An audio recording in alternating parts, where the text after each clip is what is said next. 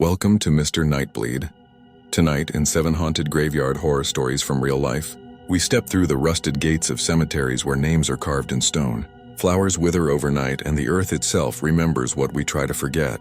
These are chilling accounts of bells that toll without wind, whispers leaking from cracked mausoleums, and footsteps echoing across gravel paths when you know you are utterly alone. This is a new channel, and my goal this month is to reach 3,000 subscribers. Almost 90% of viewers watch and leave without subscribing. Don't be one of them. Subscribe now. Before we begin, share in the comments where you're watching from and what hour of the night it is for you. And if there is a cemetery in your town that unsettles you, type its name. Because once you step past the gates of these haunted resting grounds, not everything allows you to leave. Kill the lights. Silence the world. Take a slow breath, and let us begin. I never planned on writing this down, but the other night I woke up at 3:07 a.m. with my heart pounding and the taste of winter air in my mouth, the kind you get from standing too long near the cemetery gates on Archer Avenue, and I knew I had to tell someone. I'm not posting for attention. I'm posting because I've run out of ways to convince myself it was stress or headlights or a trick of the cold. My friend Louise says I should forget it and move on. My sister Nora says I need sleep. But every time I turn off the lights, I hear the soft click of fingernails on glass, no louder than a moth, like someone tapping from the outside. If you live anywhere near the southwest edge of Chicago, you probably already know the name people use. I never said it out loud until this started. I still don't like saying it now. It began on a weeknight in late February, the kind of wet cold that sticks to your jeans and turns your breath into a steady ribbon. I bartend 2 nights a week at a place in Bridgeport that tries to be both a sports bar and a lunch spot.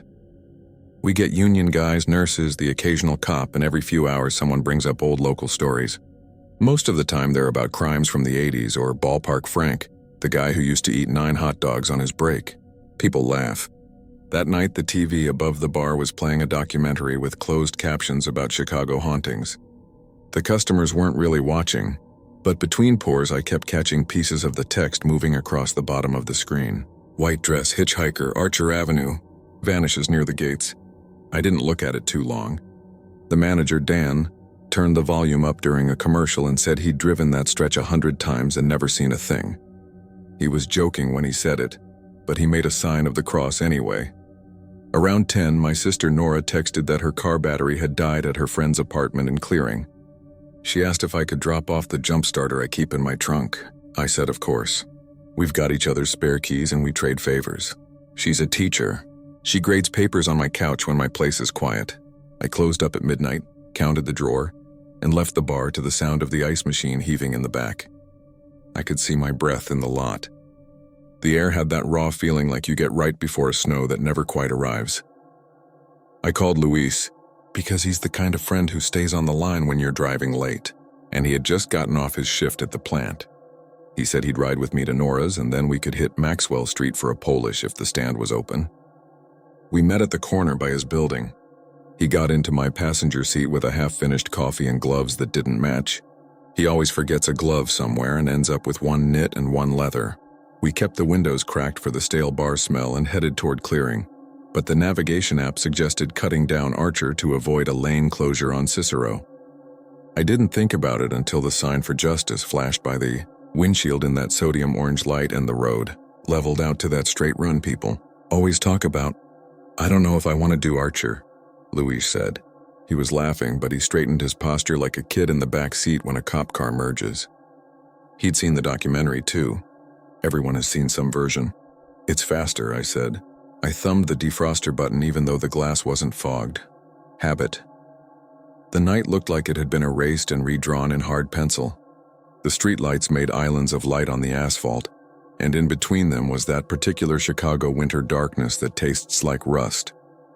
A light rain stung the windshield. Every time the wipers passed, the halos around the lamps would smear and then snap back sharp. We passed a bowling alley, a nail salon with the sign off, a hardware store with a dusty snowblower in the window like a museum piece. There was no traffic. It felt like the 3 of us out there, me, Luis, and the car. About a mile before the cemetery, something changed inside the cabin. It wasn't a smell or a draft. It was temperature first. My hands were warm on the wheel, and then they weren't.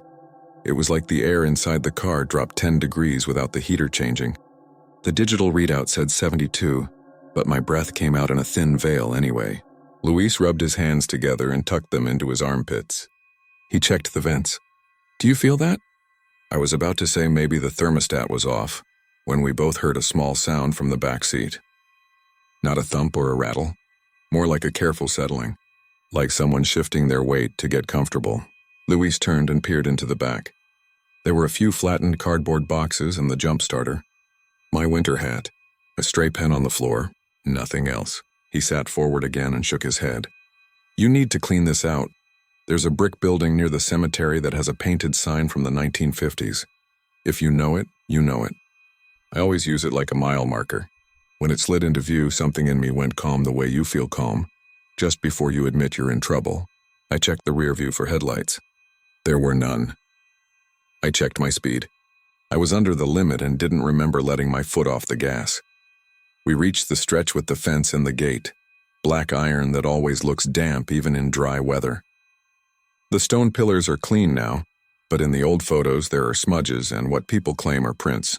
I kept my eyes on the white line, but I could feel the iron to my right like a magnet. My left hand tightened on the wheel. My right hand should have been in my lap, but it wasn't. I realized I'd lifted it and placed it palm up over the center console, as if I were offering it. Not like me. Not like me at all.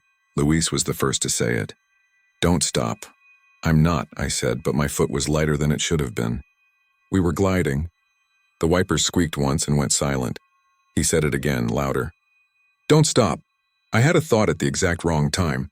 I thought about the bar and how Dan had tapped the side of his glass near midnight earlier and said, "She's never going to show up for me." Smirking, like daring the sky to crack. Everyone laughed then.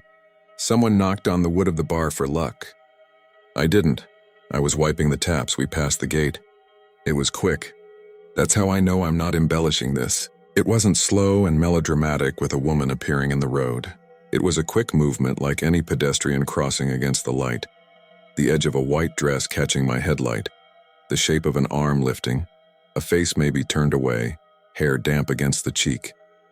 And then a wait, definite and undeniable, like a person had just settled into the back seat, careful and light so as not to disturb anything. The car's suspension gave the tiniest dip. It wasn't a trick of nerves. I felt the chassis move. The scent of wet leaves, the way your jacket smells if you kneel at a grave. My rearview mirror showed nothing but dark glass and my own eyes too large. I don't remember making the decision, but my foot pressed harder and we accelerated. The road after the gate has a dip. We hit it and the sound in the cabin changed, like the air had thickened. I know because the music app on my phone cut out and came back without me touching anything, like it had driven through a tunnel. Luis had one hand on the grab handle above the door and the other clamped on the coffee. He was whispering a prayer in Spanish, the one his abuela taught him for protection when they rode the bus as kids. His breath was fast and smoke thin. A soft voice from the back seat said, "Could you take me home?" It was not a threat. It wasn't theatrical. It was the exact voice a tired person uses when they don't want to be a burden. Every hair on my arms rose under my jacket. I should say now that I've done the research since that night and I know what people report. The white dress, the cold Archer Avenue, the request for a ride. At the time, I wasn't thinking folklore or history. I was thinking about how my own voice might sound if I had to answer and didn't want it to crack. "Where do you live?" I said. The words came out steady. I don't know how. There was a pause like she was remembering. "I live close," she said. "I don't want to be late. My mother will worry." Louis shook his head without turning around. He mouthed the word no. "What's your address?" I said because I couldn't think of a different question and it was safer than silence. "On South Dammon," she said, and then she said a number that I knew didn't exist anymore, because a supermarket sits there now. I used to buy groceries there when I first moved back to the city. She said it like she'd practiced it for a door guy who might not let her in, like she wanted to have it ready on her tongue. We drove another half-mile. The temperature inside the car had steadied at cold. The heat on the dashboard was full, but it felt like standing next to a space heater in a warehouse. You get a warm patch on your knees and your ears still ache. I could see the edge of a bus stop shelter appear and vanish in the passenger window like a film edit. Luis put his coffee in the cup holder without looking. and the cardboard made a faint skidding sound like a little skate on the plastic. He whispered, "Don't look back." "I'm taking you home," I said, "because people always say they're just trying to help." "There will be dancing," she said softly. Her tone didn't change, but you could hear the smile behind it. "I don't want to be late." "I know the block where the old dance hall used to be. My mom told me stories about her mom's cousin going there in the 1930s, putting on a dress they weren't supposed to have, giggling behind gloved fingers, slipping out the back door before anyone could say no. When the ghost hunters talk about this, they make it romantic, like a black and white prom. But the voice in my car wasn't a prom. It was a regular Thursday night when someone had saved their tip money and ironed a dress in a kitchen that smelled like cabbage. It was the kind of night that turns a corner of your life you didn't know was a corner until you've passed it. I took the next right without signaling. The turn signal ticked anyway, late and slow, the sound suddenly loud. We bumped over a seam in the asphalt. I could feel sweat between my shoulder blades even though I was freezing. On the corner, a closed bakery had a poster for Patsky still taped in the window from before Lent. The picture's sugar looked like salt under the streetlight. A police SUV rolled through the intersection opposite us and kept going without a glance. The radio on their dash made that scratchy sound like someone crumpling a candy wrapper. "Almost there," I said. It felt like the line you say to a child in the backseat to keep them calm. It felt like the line you say to yourself when your steering wheel trembles and you don't know if it's the road or the tires or your hands. "Almost there." "Thank you," she said. That was the first time the rhythm inside the car relaxed. I could feel it like you notice a song slacking into a bridge. The pressure in my ears eased. My rearview mirror showed the faintest pale smear on the passenger side back window, like someone had breathed lightly and traced a fingertip through the fog. 3 lines curved. It could have been the faded smear from weeks ago when Nora's kids rode in my back seat with their gloves off and made hearts on the glass. It could have been anything. I told myself it was anything. I took the long way toward Damen, away from the supermarket, because her address didn't exist anymore, and I didn't know what would happen if I drove her to a set of automatic doors and fluorescent lights. I figured if a cop stopped us, I'd just say we got turned around. I've said that before, even when I wasn't turned around. You say it with a tired smile and it softens them. We passed a gas station with all the lights off except the pump screen. It glowed that pale blue that makes your teeth look gray. A man in a hoodie was cleaning the slush with a squeegee. He watched us float by like we were on a conveyor. We passed a bus that had no passengers and a driver staring straight ahead like at a sermon. The digital route number blinked in and out. We passed a house wrapped in plastic sheeting on the porch, and a woman smoking with calf-length socks and a pink bonnet, her smoke rising straight up because the wind had stopped entirely. The world had that silent feeling like when a storm has pulled its breath. "Do you believe in God?" she asked. The question wasn't demanding. The way she said it sounded like she already knew my answer. "I think so," I said. It felt like a lie and also not a lie. "My father doesn't like when I'm out late," she said. "He thinks God will punish. But I like the music. I like to move. I like when the boys are kind and the girls are laughing. I think God likes when we move. I think he made us to move." Louis squeezed his eyes shut. He opened them and stared straight ahead. "Please," he whispered. "Please, please." We reached a stretch where the city goes from old bungalows to the low industrial buildings that bleed off heat all night. The steam from their vents rolled and thinned. A billboard for a law firm stood at an angle like a scold. I turned in a slow loop because I had no destination that made sense and I didn't know how to end this in a clean square. I thought about pulling up to the 10th District Station and just stopping. I imagined the officers walking out, hands on belts, the sort of patience they have with drunks. I imagined explaining, "I didn't do it. I didn't want to hand her off like lost property." "Is this close?" I asked. "Yes," she said, and then added, "I'm sorry, my hands are cold." The apology sounded fresh and repeated at the same time, like something you say every winter to strangers. I realized then that my right hand was still palm up over the center console. My fingers were white at the knuckles. It hurt. I lowered it into my lap and the pain ebbed in slow little pulses. I didn't want to see if frost had formed on my skin. I didn't want to give it that storybook detail. I looked ahead, past the faint reflection of my own face in the windshield, and aimed for the kind of corner that feels like an ending. Quiet. A stop sign, a house with a porch light. As I eased to a stop, The passenger window, the back one, fogged from the inside and then unfogged as if someone had wiped it clean with a sleeve. 3 letters appeared in the clearing that were not quite letters. More like impressions the brain converts because it wants to. They were drawn slowly enough that each line left a crisp edge, M.A., a vertical smear as if starting an R and stopping. I said her name out loud for the first time and hated myself for the drum beat it put in the car. The letters faded so quickly you could convince yourself they were not there. "Thank you," she said again, closer this time. Not at my ear, more like the voice had moved forward in the car. Bent in a little, the way a passenger does before they open the door to leave. Every part of my skin understood that movement. "You're welcome," I said. I waited for the door latch, that little mechanical click. It didn't come. The light on the ceiling didn't flicker. A dog on the second-floor porch across the street stood and put its front paws on the rail. It had been asleep seconds before. It didn't bark. It looked past me, above me, toward something I couldn't see. The temperature in the car rose a fraction. My fingers ached less. The sense of someone leaning in receded like a tide. I wasn't brave enough to turn and confirm. I watched the dog. It kept its paws on the rail long enough that its owner came out and snapped a finger at it. The man was in pajama pants and a heavy coat and bare feet. He didn't look down at the sidewalk. He kept his gaze at that same point above my car and squinted like reading a sign in bad light. Then he shook his head once hard, like a man shaking off a thought he doesn't want, and tugged the dog inside. The door closed with a clack you could hear even across the street. I put the car back in drive. On impulse, I checked the back seat. The cardboard boxes were as they had been. The jump starter had slid half an inch toward the center as if moved by a careful shoe. My winter hat had flipped open so the inside seam showed. There was a small oval impressed on the seat like someone had rested a clutch purse there and lifted it. I pulled away from the curb and drove in a daze to Nora's friend's apartment. She came down with her keys and a flashlight and laughed at the sight of both of us, saying we looked like we'd been stood up. The laugh died when she saw our faces. We jumped her battery. Louise held the light.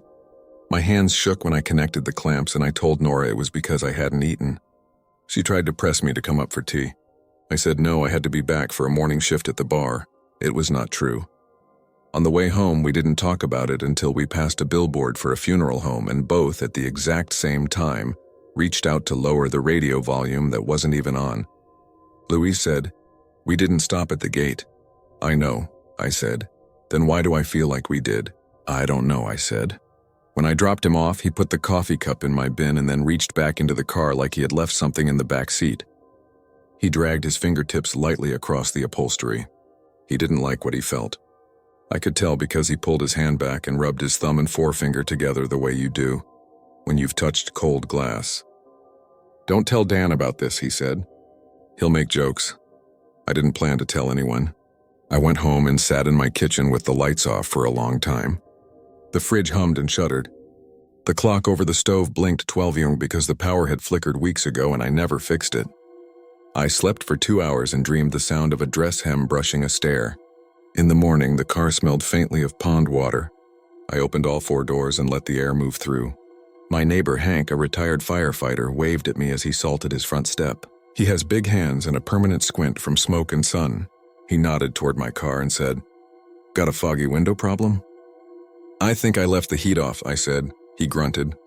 "You hear they cleaned the bars again?" He said I didn't ask what bars, I knew. I stared past him into the middle distance the way you do when you're pretending to think of a grocery list. He kept talking.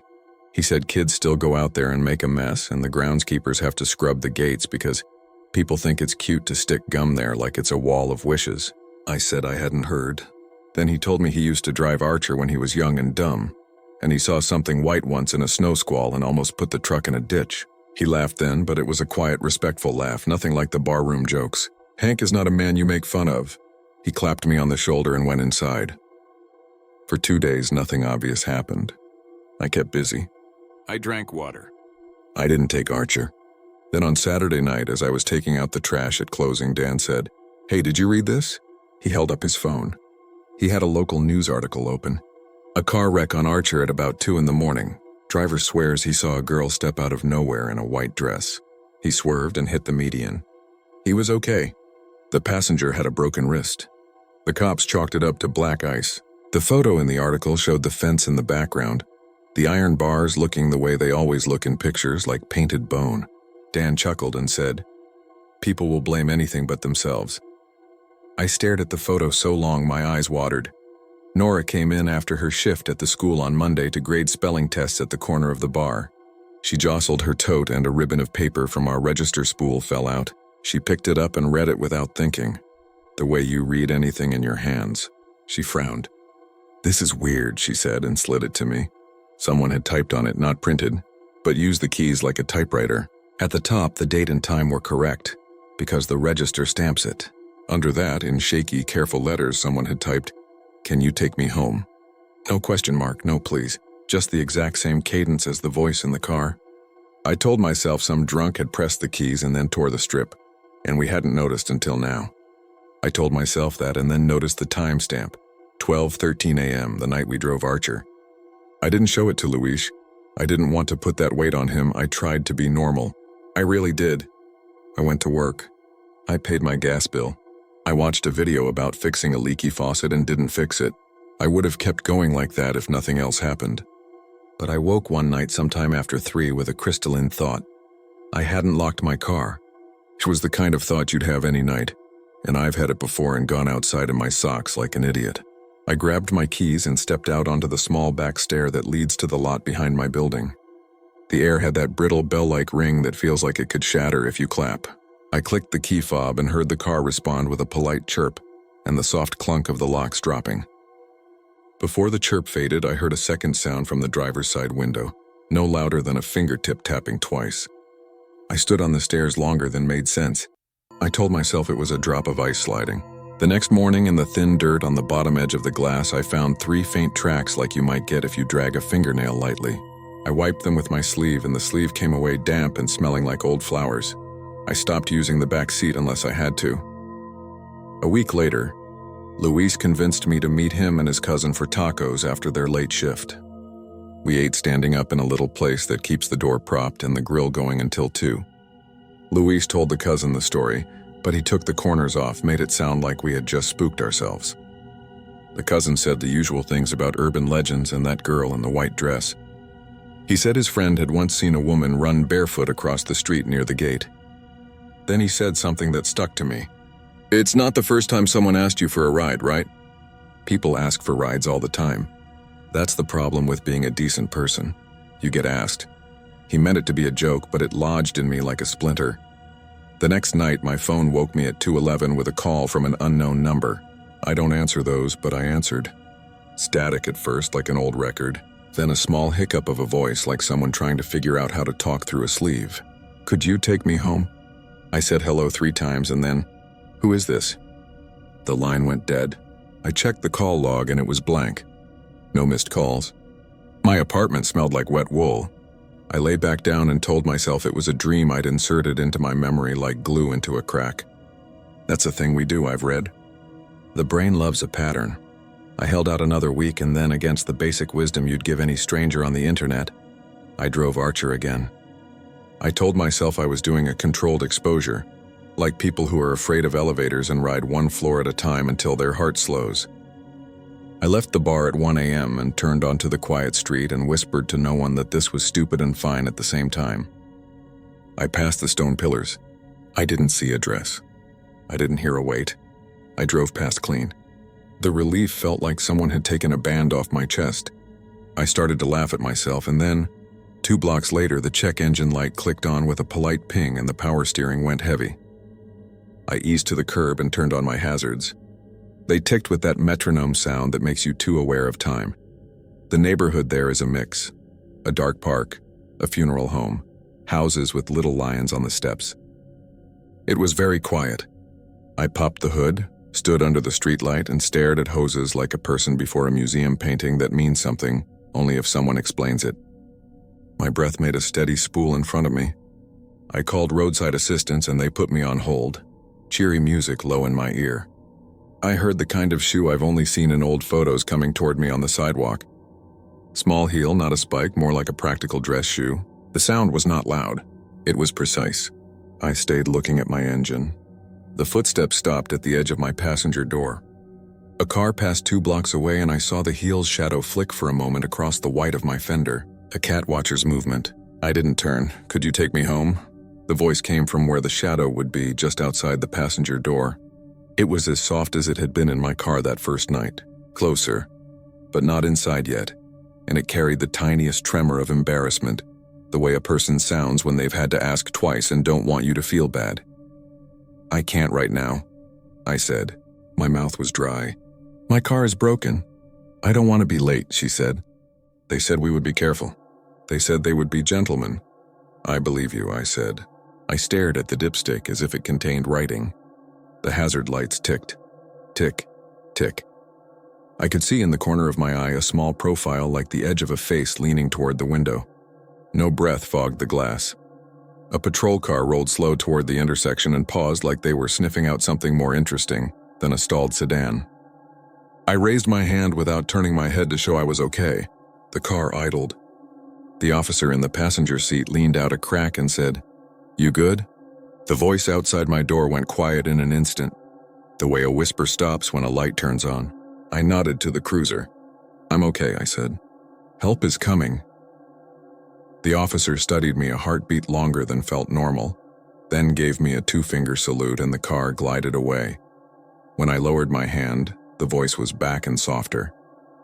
"I'm cold," she said. "I'm sorry."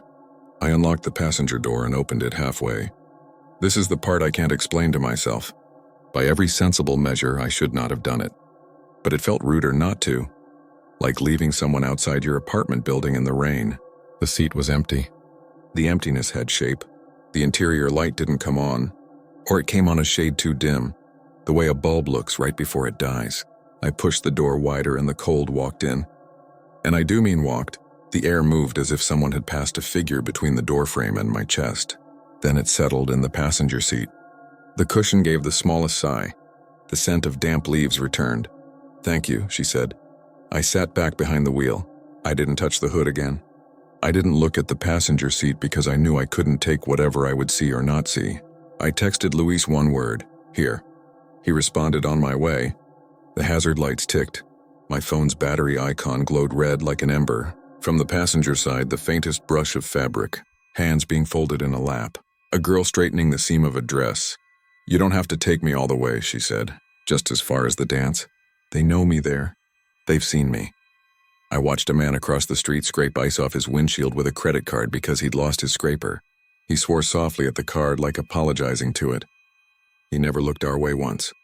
Another car drove by, its tires whispering on the wet, the driver peering forward at nothing. I listened the way you listen for a kettle that might boil over. The roadside assistance line clicked and a recorded voice told me a truck would arrive in 30 minutes. I knew in my bones they wouldn't find anything wrong when they got here.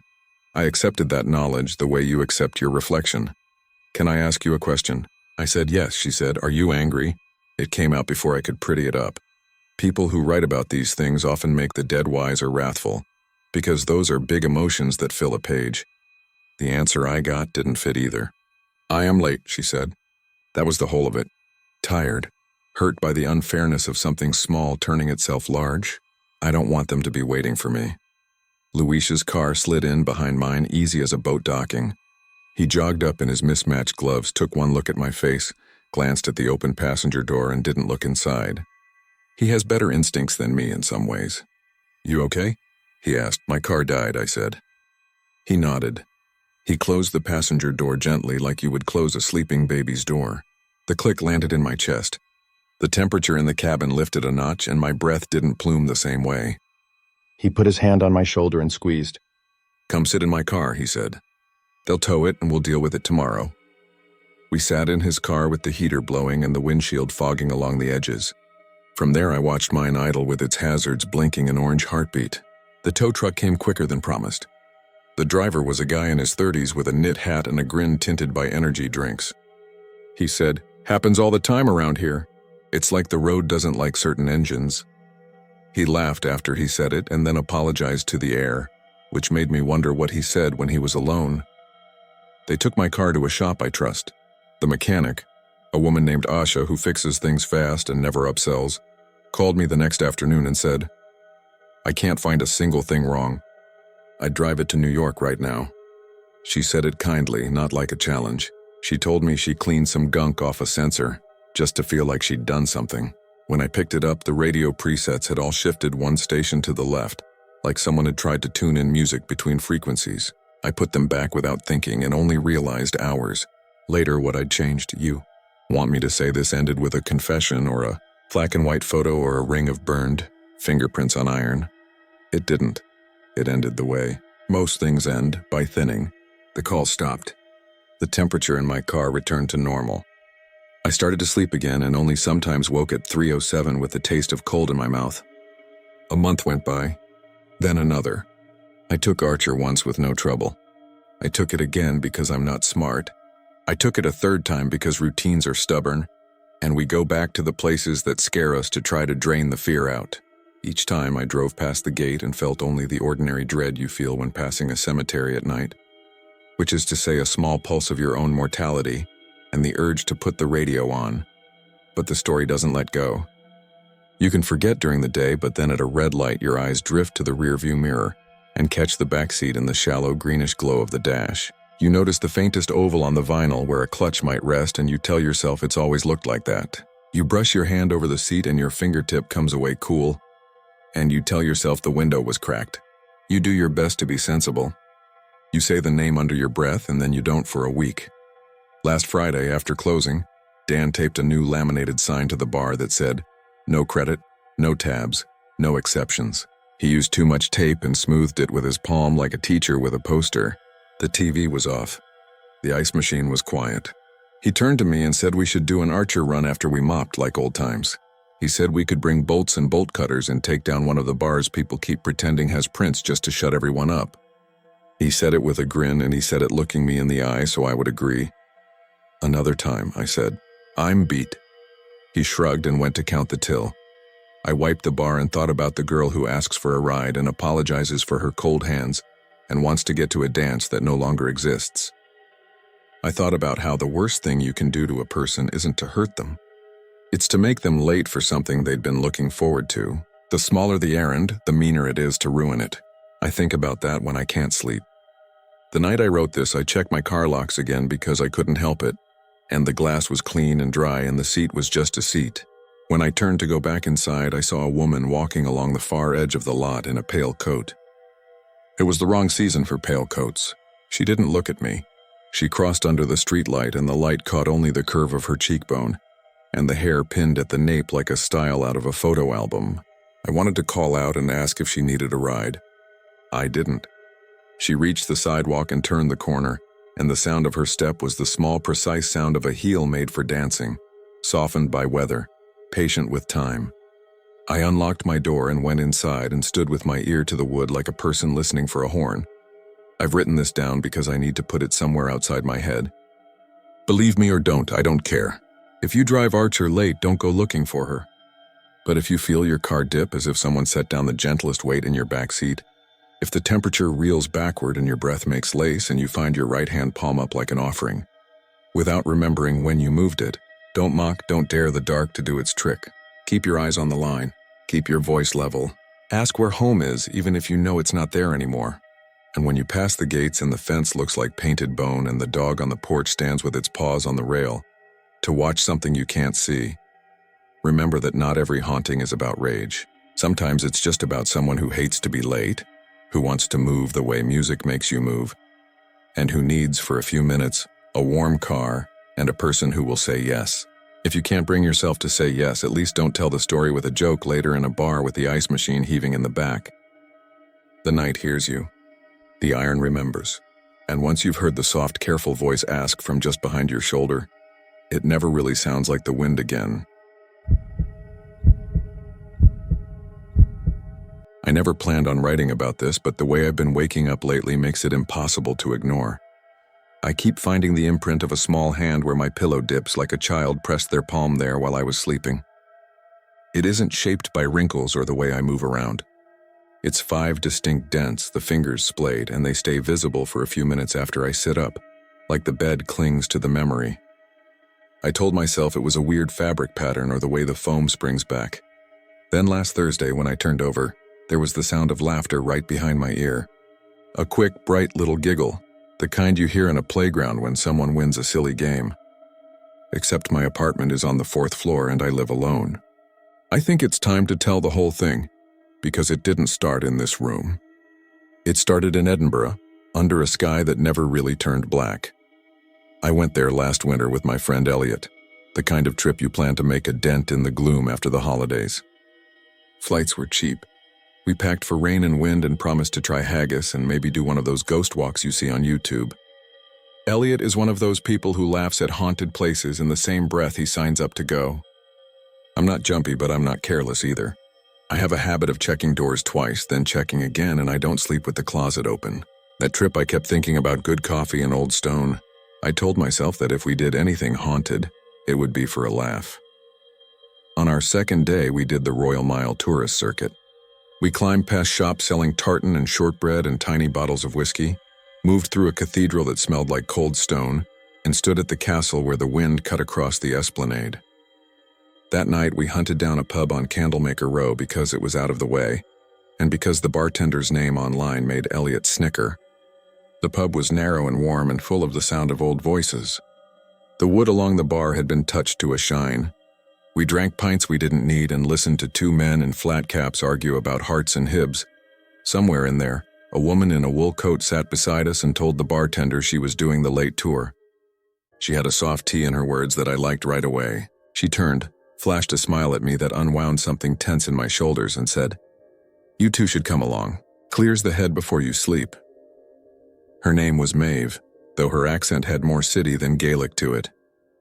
Elliot kicked me under the bar. "Yes," he said before I could think it through. "We're in." Maeve led the group up the slope beside the pub and into Greyfriars Kirkyard. The gate shrieked when she pulled it and then closed behind us with a clank that sounded bigger than the metal needed to be. It was not really late, but Edinburgh in winter goes dim fast. The sky was the color of a bruise and the city's light leaked over the wall. Snow sat in the hollows between stones like breath you could see. We walked on faint gravel that crunched just enough to make you listen, and the wind moved around our ears in little hands. Maeve raised a lantern for effect, not because she needed it. She told stories in a voice pitched to Carrie, and it worked. She started with dogs and loyalty, the famous tale of Greyfriars Bobby, and the group relaxed into the rhythm of listening. The graves leaned, as if they were tired of standing. Some had skulls carved into them that made me smile because they felt like cartoon warnings from another century. Others had angels whose faces had been eaten away by weather to blankness. The city surrounded us. You could see tenements over the wall and hear buses from the road beyond. I kept thinking about how the living and the dead had been neighbors here for hundreds of years. It felt less like a haunted place and more like a complicated, slightly crowded meeting room where everyone minds their own business. When we reached the section called the Covenanters' Prison, Maeve paused. The gate to that part was locked, rusted chain looped through iron. Her lantern lit a sign about hours and respect. There was a heaviness in the air that I only noticed because it changed, like the way a room feels when a door opens somewhere else. "People come for the Black Mausoleum," she said quietly, and the way she said it made our tight little group lean closer. "They come for the poltergeist. But the worst stories aren't about him. The worst are about the children." Someone toward the back laughed in the way you do at a lecture to make it less intense. Maeve didn't smile. She lifted the lantern a little and let the glow pane across the black metal door set in stone. "The mausoleum is the mausoleum of Sir George Mackenzie. History gives him his titles. Locals give him other names. We've had bruises and scratches and fainting. It's worse in the summer when you're warm and your blood's near the surface. But listen, the ones that stick with me are the ones who hear laughing. You'll be walking and it'll be quiet, and then you'll hear a child, 2 children, maybe more. Just laughter. A game you can almost make out. If you reach down without thinking, like you would for a niece or a kid on a busy street, you might feel a hand take yours. Small, trusting, cold as a penny. It will be there until you look at it. Then it won't be. And if you still feel it when you go home, you've brought something with you." The wind sighed against the wall as if that were a cue. My scalp tightened. Elliot shifted beside me, his bravado shrinking like a sweater in hot water. He said way too loudly, "So they follow people home now. International hauntings." Maeve didn't take the bait. "No one here tonight is in any danger. We respect the place. We keep to the paths. If you see anything, you keep it to yourself unless it's an emergency." If you feel something, take a breath. Do not run. The quickest way out is the same way you came in. We walked on deeper into the churchyard along a path between numbered layers. I noticed things I wouldn't have if I'd been alone. Little details your brain sucks in when you're trying not to be afraid. The way a tomb had a tiny iron door with a slot like a letterbox. The way tree roots had folded around stone as if they were tucking a blanket. The smell of cold earth mixed with something faintly sweet and old, as if 100 bouquets had left a memory in the dirt. Our group got quieter. Footsteps started to sync up. Every whisper sounded like a hiss. I started to hear something. It had been there, I think, for a minute before I acknowledged it. It hid in the noise of our steps and the cars in the distance and the occasional creak. It was like a high note from a kettle in another room. The part of a radio song that you only notice when it repeats. Then it pulled into focus as we slowed for a corner, and I realized it was the edges of laughter, quick silver little bursts. It felt harmless on the surface. It made the hairs on my arm stand up anyway. Elliot nudged me, eyes bright in the lantern light. "You hear that?" he whispered without question. He had his phone in his pocket, but he didn't take it out. I think we both knew blocking the dark with a bright screen would be worse. Maeve doesn't make a show of things. But she paused at the corner and lifted the lantern higher and said, "Mind where you put your hands." She smiled when she said it, like a teacher easing a class into something difficult. The corner opened into a rectangular space with a long row of stones on one side and a wall on the other. At the far end against the wall was a low building, a kind of buttress thing with ironwork. The light skimmed off its curves and made it look oiled. The air was colder there, my breath thicker. The laughter nudged at my ears again. I couldn't tell where it came from. It wasn't echoing like computer speakers. It was more like a sound that didn't need to travel to get to you. The group did the usual half-joke shuffling people do when they want to be brave without walking first. Then something small slid against my palm. It wasn't dramatic. It wasn't like a hand grabbed me. It was the exact weight of a child's hand arriving in yours when you're crossing a busy street, and they need an anchor.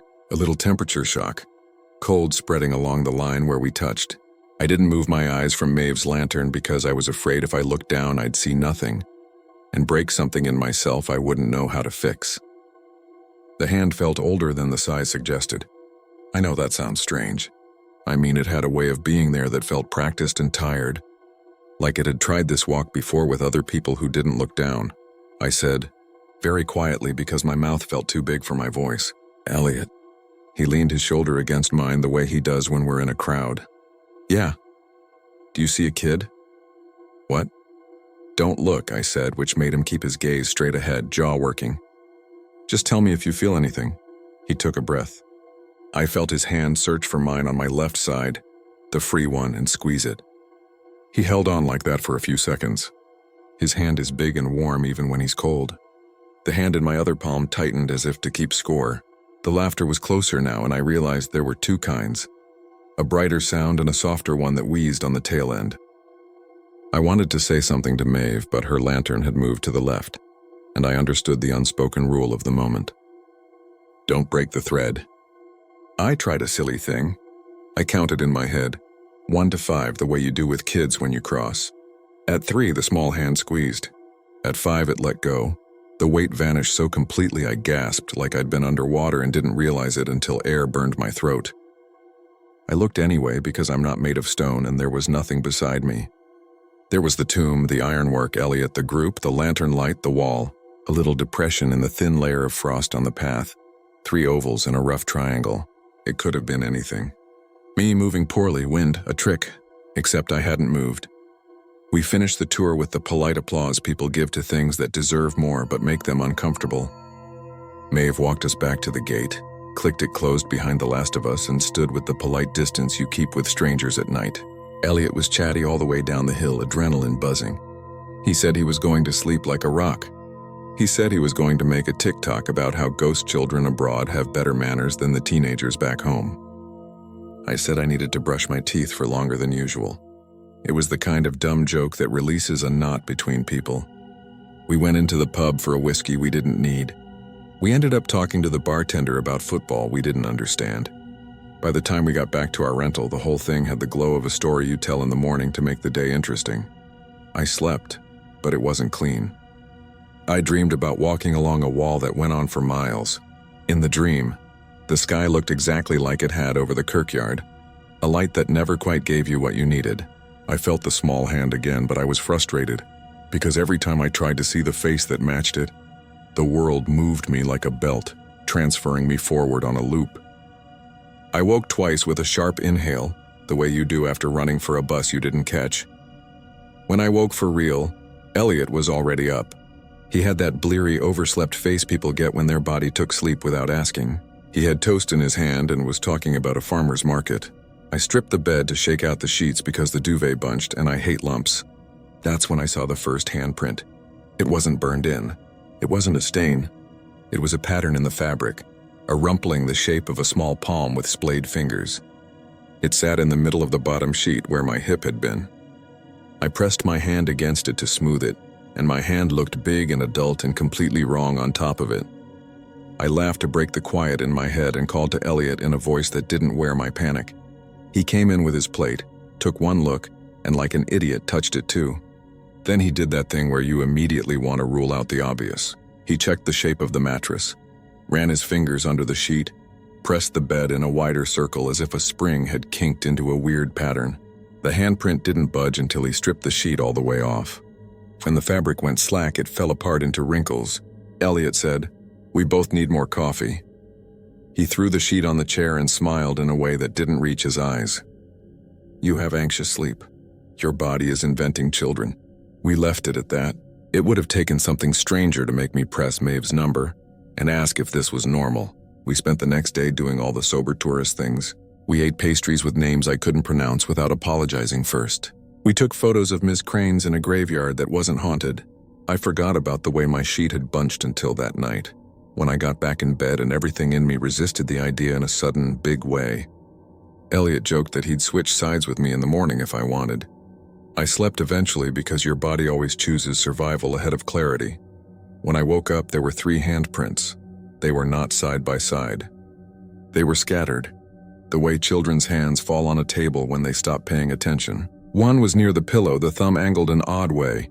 Another lay across the shape of my ribs, fingers spread as if feeling for the caged lift of breath. The last perched near my feet, the fingers short and blunt. They were all in the same slightly darker tone, the pattern in the fabric running a different direction. I didn't call Elliot. I didn't need to have the conversation where I pretend it's nothing, and he pretends I'm right. I folded the sheet as carefully as I could, put it in my suitcase, and changed the bed with the spare I found in the closet. I told myself I'd throw it away. I told myself that in a different room, the pattern would reveal itself as some boring defect. A mistake in the weaving machine, static from the dryer, the kind of thing you could look up if you cared to learn the name for it. We flew home 2 days later. I slept badly on the plane. The noise of the jet dug behind my eyes the way noise does, making everything sound like it had teeth. Home settled around me like a blanket on a couch you know very well. My apartment is laid out so the bedroom is furthest in, away from the street. The radiator tinks in the first cold weeks like a polite cough. I took the Edinburgh sheet out and set it in the hamper to deal with in a sane hour. On the first night, I woke in the hour that feels like falling through water. A sense of wrongness leaned over the bed like someone checking if I was awake. The radiator was quiet, the kind of quiet that makes you inventory your body to be sure you still own all of it. I didn't move at first. Then I turned very slowly and checked the dark for shapes that didn't belong. The tiny glow from the power strip made a little geometry out of the dresser. The closet door was shut. My phone had slipped half off the nightstand like it always does because I never learn. My breath fogged the cold a little, and the fog didn't look like breath. It looked like something stroking my face. I told myself the air in winter is full of tricks. I went back to sleep by lying to myself that I was already there. The handprint started on the 3rd morning, not on whatever sheet I'd used the night before. On the Edinburgh one in the hamper. I hadn't touched it. I hadn't moved it. When I tossed laundry in, I could see them through the folds. One on the top layer, one on the sheet beneath, hidden until movement revealed it. The same size as before, the same soft splay of fingers. I took the sheet out and laid it flat on the bed. The handprints kept their shape even against the strain of the fabric stretching. I put my hand down next to one and then pulled it back because I didn't know whether they counted that as permission. I did dumb rituals because we all do when we're scared. Salt on the windowsills, a glass of water beside the bed like a grandmother had told me to leave it there. I googled Greyfriars Kirkyard child laughter follow home, and then clicked away because watching shaky phone footage of other people breathing hard in the dark was not going to help. I thought about calling Maeve, who had given us a card with her number on it. I pictured how that conversation would go. "Hi, you don't know me. I was on your tour last week. The children are making themselves comfortable in my laundry basket." The image of her side of that call made me feel unstable, like when you step down and miss a stair your eyes swore was there. I put the card in the drawer instead. A week went by. The handprints got bolder. Sometimes they were wet to the touch, like condensation left from something colder than the room. Sometimes they were dry and rough. Once, the handprint on the pillow was turned in the way you turn your palm when you're about to ask a question. It had the smallest smudge near the base of the thumb that caught at a thread. I didn't sleep long anymore. When I did, I dreamed of the Kirkyard wall again, the way it runs and runs with the city pressing close, and something stays on the other side, matching your pace. Two things escalated everything at once. The first was small. I was in the kitchen making tea because hot water gives you something to do with your hands. The kettle clicked off. The radiator ticked a greeting that made me exhale. As I poured, I heard a quick little knock from the hallway. Waist height, exactly the way a child knocks when they've been told to be polite. I stood there with the kettle in my hand and said, "Just a minute, because reflex is its own god." When I stepped into the hall, there was nothing there besides the light I leave on because the switch is in an inconvenient place. Except that on the wall at that height there were 3 small clean patches where the paint had been touched by cold or heat. I couldn't tell. It looked like the wall had been fingered by frost. The second was bigger. Elliot came over with takeout and borrowed sarcasm. He doesn't like me to be alone when I spiral. He said he'd been waiting for me to bring it up and that we were going to address it like adults. He stripped my bed like a maid with a grievance and marched the Edinburgh sheet to the tub. He soaked it in hot water. He used detergent like his mother used to, the kind that smells like crisp apples when it's lying to you about chemistry. He scrubbed gently because he's not a monster. He wrung it out with determined kindness. Then he ironed it. He ironed a bed sheet on my kitchen table with the focus of someone trying to flatten a memory. We made the bed with it together. It was so smooth I felt guilty breathing near it. We slept with the door to the hall open because that felt safer than closing ourselves in. We woke to morning in that pale way winter has. The sheet looked mostly undisturbed. There was the rough shape of our bodies, the dip where pillows had crushed. Elliot stretched like a cat and then went still, his eyes on the area just below my shoulder. There, pressed into the crisp fabric, was a child's hand again. Just the one this time. It was smaller than the others by a finger's width. The palm was faintly darker, as if it had been wet before it touched the sheet and had nearly dried. The fingers were not equal in pressure. The ring finger on the tiny hand left the deepest impression. Elliot didn't say anything for a long time. Then he said, in the slow, careful voice he uses for bad news as a joke, "Right. That's specific." He tried appealing to reason, as if it were a person we could invite to sit at the table and make this stop. He measured my hand. He measured the space between. He made a list of explanations and crossed them out as we tested each one. He put my sheet in a bag and sealed it like evidence. He tried to talk me into going back to Edinburgh so we could confront the problem at its source, which made me laugh so sharply he stopped. We settled on secondary rituals. Bread in the oven, because everyone knows warmth is a prayer. Music at a low volume, something that doesn't pretend to scare things away. We made a playlist a child might like if that child had never learned anything after the 19th century. We agreed not to talk about leaving anything for anyone to take. For a day or two, the apartment softened. The radiator ran steadily. The handprint stayed away. When they returned, they did it in a new way. I woke to laughter again, but this time it was right at my ear, as if the child had cupped their hand around their mouth to tell me a secret. The sound was bright and quick and of this world. It made my chest ache as if you could miss something you didn't remember losing. I turned my head toward the sound and felt the weight on the pillow shift, the way a small person's elbow would make the bed adjust. I didn't open my eyes immediately. I counted again. 1 to 5. On 3, there was the tiniest pressure against my cheek. A tap-tap like a game where you're supposed to guess something you can't see. On 5, I moved. There was no one there. There was the pillow and the dent where my head had been. There was the face of my phone, black. There was the hint of the hall light. There was the shape of a hand on the pillow, the fingers splayed wide. The edge of the palm crisp like someone had pressed the heel of their hand down to steady themselves. I reached up, not to touch but to hover, and a thought moved through me that wasn't mine. It was a feeling more than words, but if it had words, they would have been something like stay. Not a plea, not a demand. Just a child's inconvenient wish, I said, with my voice barely there. I can't take care of you. The radiator ticked softly. The weight on the pillow lifted, as if the child had accepted that rule the way children accept the rules of games. The handprint stayed for a long time, longer than usual. When it finally thinned, it left the faintest pattern in the fabric that didn't smooth even when I tried. That was the first morning I called Maeve. She answered on the second ring. I told her my name and where we'd met and that I needed to say something out loud to a person who wouldn't laugh. She didn't laugh.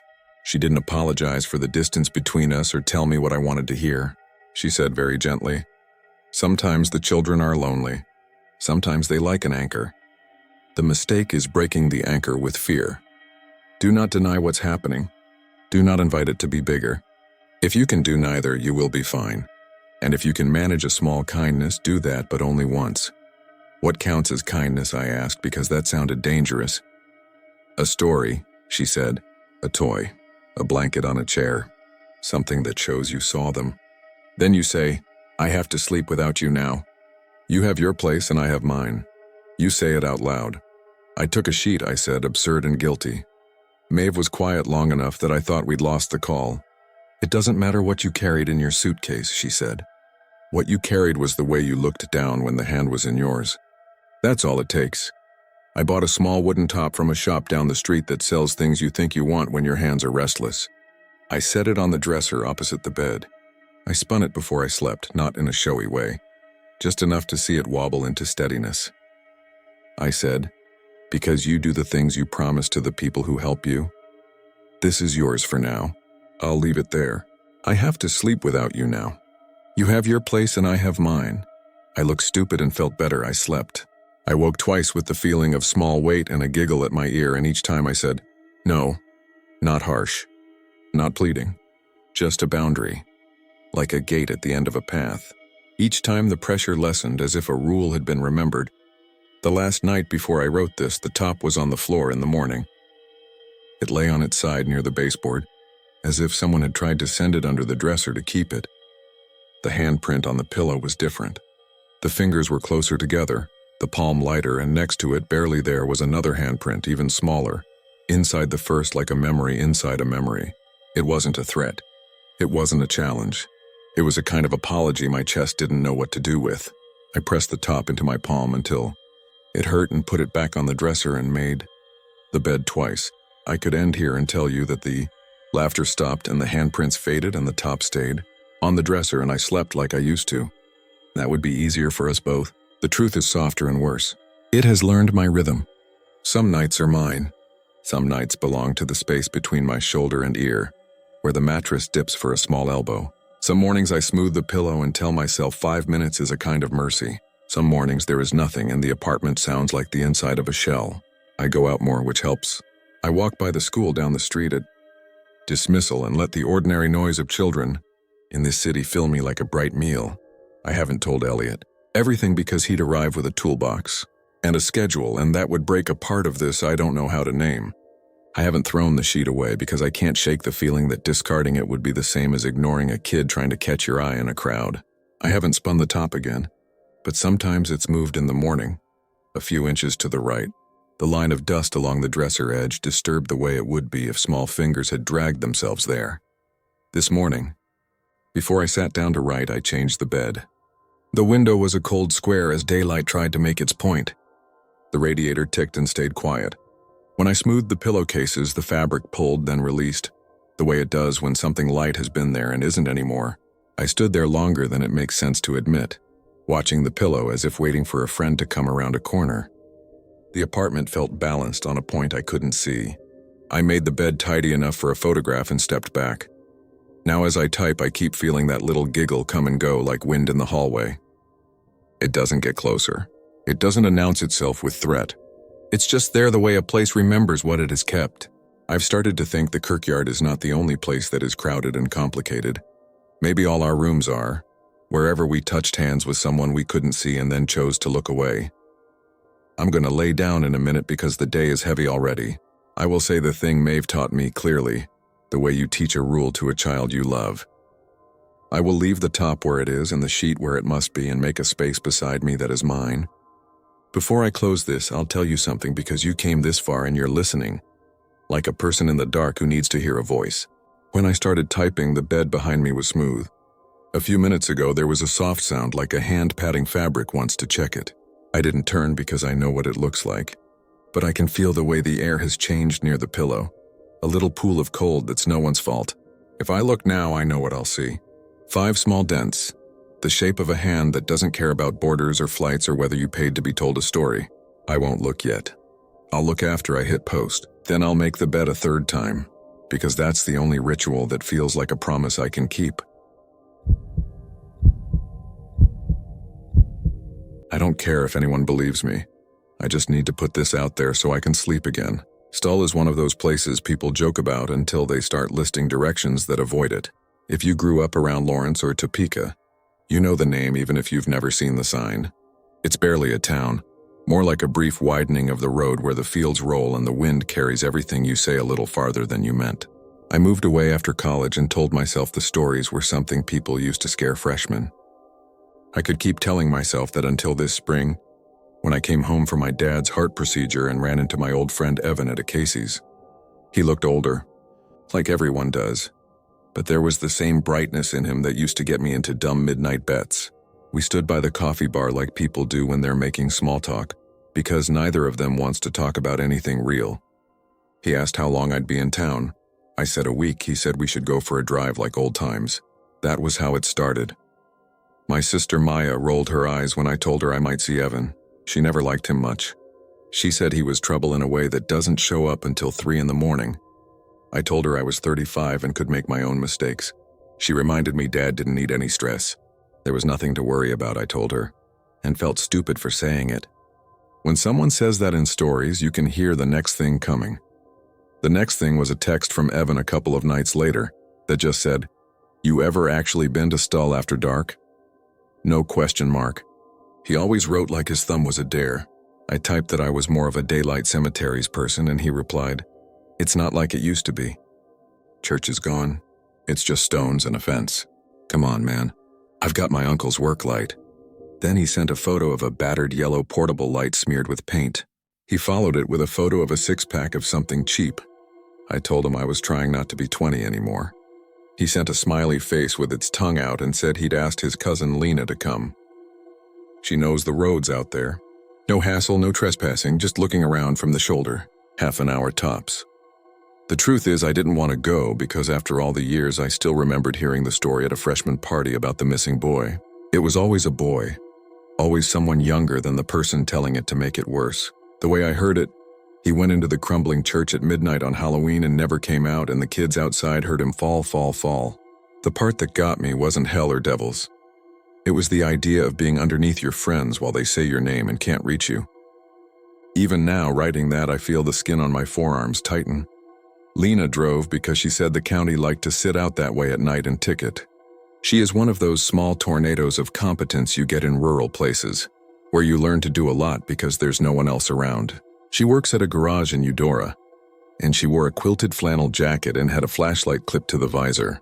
Evan climbed into the back with the work light and the beer, and I took the passenger seat. Everything smelled like hay and winter wheat and a little like oil from the shop. A weather app on her dash said south wind 5 to 10, but the windmills on the horizon weren't moving much. We drove through miles of fields and then down into the kind of half valley you get when the land decides to dip for a while, and the air cooled the way it does when your car sinks between hedgerows. We passed maybe 2 houses with porch lights. Somewhere out there a dog barked and then stopped as if it remembered the time. "What do you want to do?" Lena asked. "I'm not trying to get anyone in trouble. I'll pull off by the fence. You can look from there. Just want to see it," Evan said. "I haven't been out since they knocked the church down." "They fenced it good," Lena said. "People were acting like idiots. Folks still come from out of state to do whatever YouTube tells them." I don't need to go in, I said, because it felt important to declare a limit. I just want to know it's a normal place, Lena snorted. Never met a place I would call normal, but sure.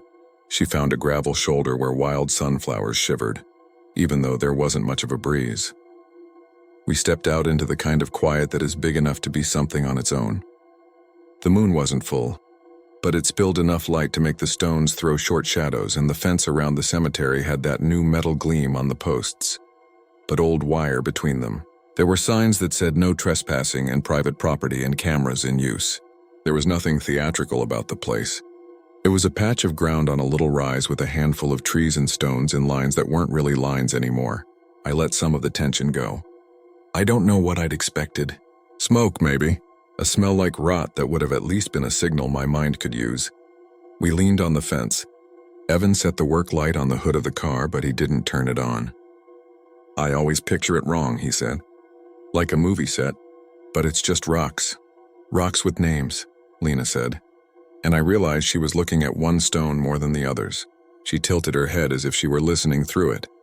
On the other side of the fence, near the middle of the cemetery, was a flat stone that looked different, newer, but weathered in a way that doesn't come from rain. It was as if hands had smoothed it. A low rectangle, flush with the ground. A grave marker that looked like a lid, is that the one? Evan asked. With the story. That's not a real story, Lena said, but she said it softly. I heard it belonged to a family that moved, and they exhumed for a reburial, and the gossip mill turned exhumed into empty. People hear what they want to hear. You'd be surprised how often that happens. Empty is worse, I said, and I didn't know why I said it. I felt a little stupid at once because it sounded like a line. But the way the light struck the flat stone, I got that dizzy sense you sometimes get when you're on a second step in the dark, and your foot expects another. Something in me said now, and something else said not now. We stood there longer than made sense for a place we weren't going to enter. The crickets dialed up and down like someone turning an old knob. Every so often a car would pass far away, and for a second the sky would lose a star's worth of brightness. I felt the urge to speak and fought it because anything I said would sound try-hard. Evan, who had never minded sounding like anything, said, "If I climb the corner where the crossbar is low, I can be in and out, just to say I did it." Lena shook her head. "Don't be an idiot. I would literally just touch the flat one and step back," he said. "It's like touching the Stanley Cup but for morons." "Then why touch it?" I said. "Because you still talk about it," he said, and he wasn't teasing anymore. He watched me in the way old friends do when they want to remind you of who you used to be. "You still act like places can keep a hold on you. If it's regular, I can be regular again." "I'm not the one texting about Stull at midnight," I said, but I understood him. "Better than I wanted to," Lena sighed. "If anyone comes, you pretend we were never going to go in. If you fall and break something, I am not carrying you." She clicked off the visor light as if we'd need to be less obvious for a few minutes, which in turn made us more obvious.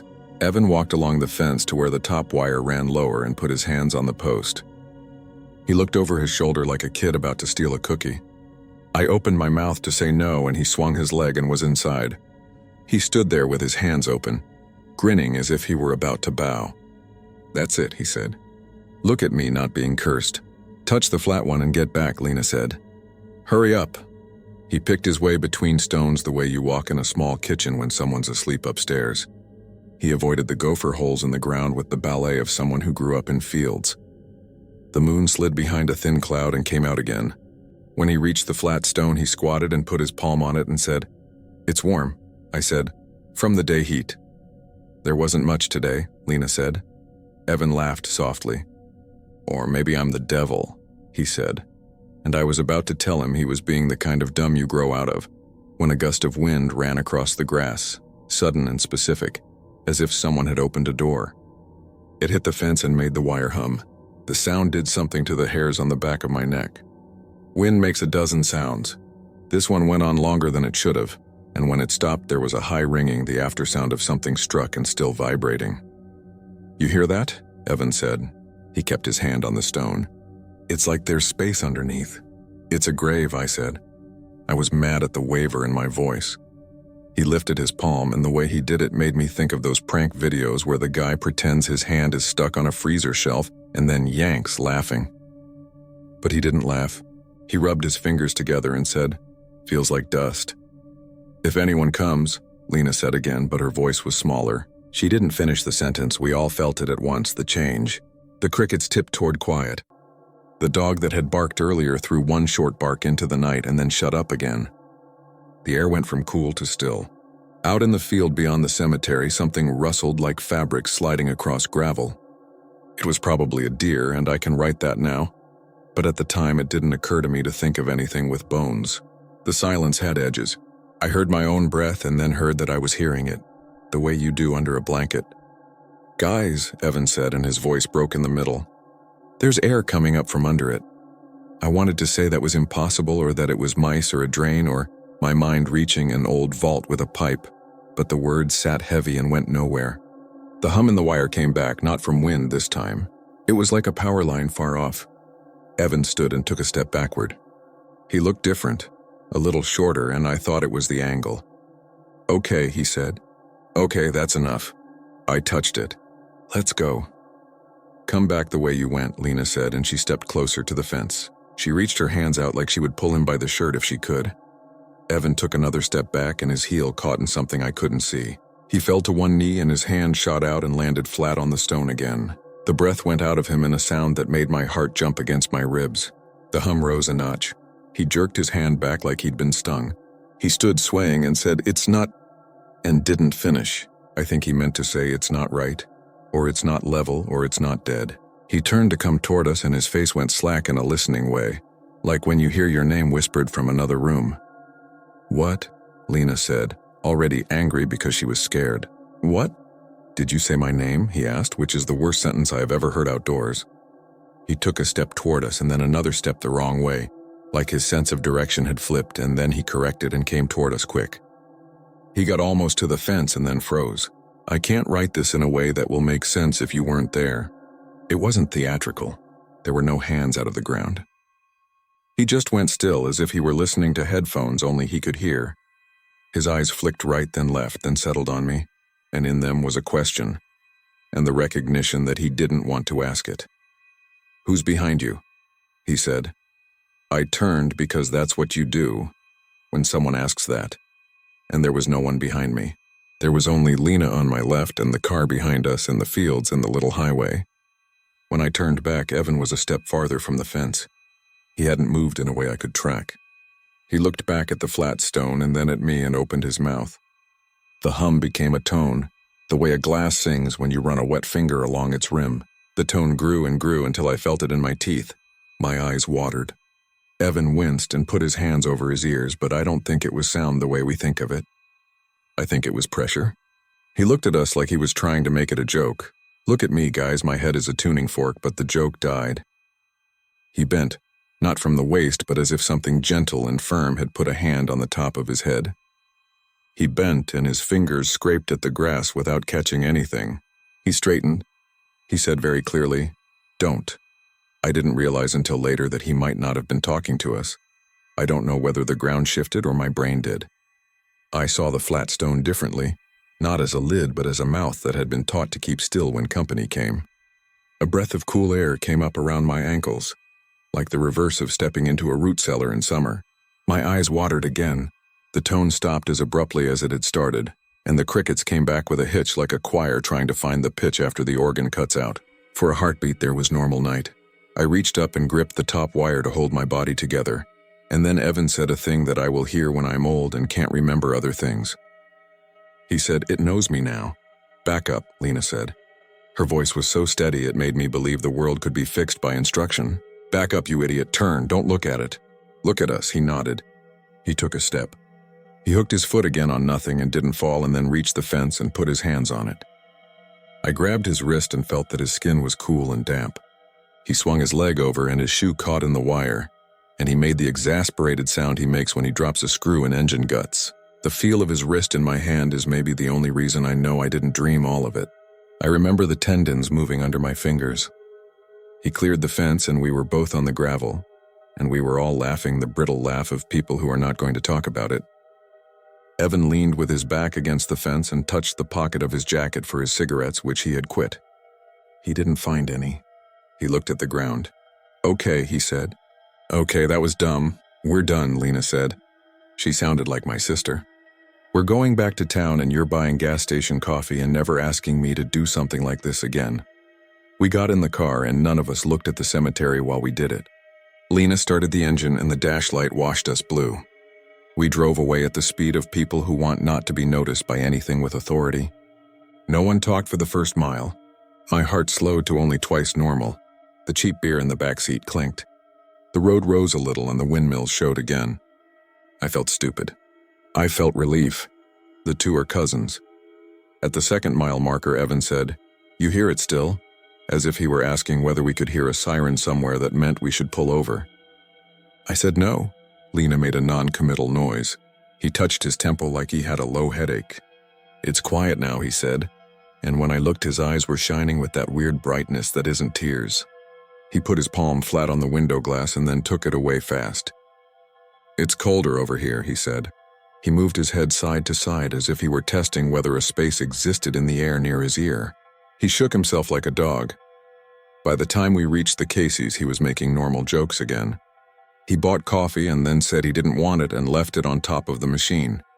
He teased Lena about her terrible taste in music. He teased me about my jacket. He looked, in short, like someone who had decided to go on deciding that things were regular. He said he'd text tomorrow. He hugged Lena and bumped my shoulder with his fist and said, "Don't tell your sister." "Wouldn't dream of it," I said. The next morning, my dad's heart rate came up and the nurses smiled the way nurses smile when they see an excuse to say, "Good news." Maya and I went back to the house to swap off. I checked my phone, half expecting a text from Evan with a meme about demons. There was nothing. By afternoon, I sent him a message about a game that weekend. No reply. By evening, I called. It rang until voicemail, which was his voice telling me to leave something worth his time. I laughed because that was his thing, and then didn't leave a message because suddenly it felt like dropping a coin into a well. He texted late, after 11. "All good. Brain wonky. Catch you later." The words arranged themselves like he'd put them there with tongs. I asked if he wanted to come by the hospital for bad cafeteria pie. No response. I told myself he'd crashed or put his phone on silent. I told myself a lot of very reasonable things until they all sounded like the same thing. You can see the shape of where this goes, so I won't pretend the third day isn't a cliff.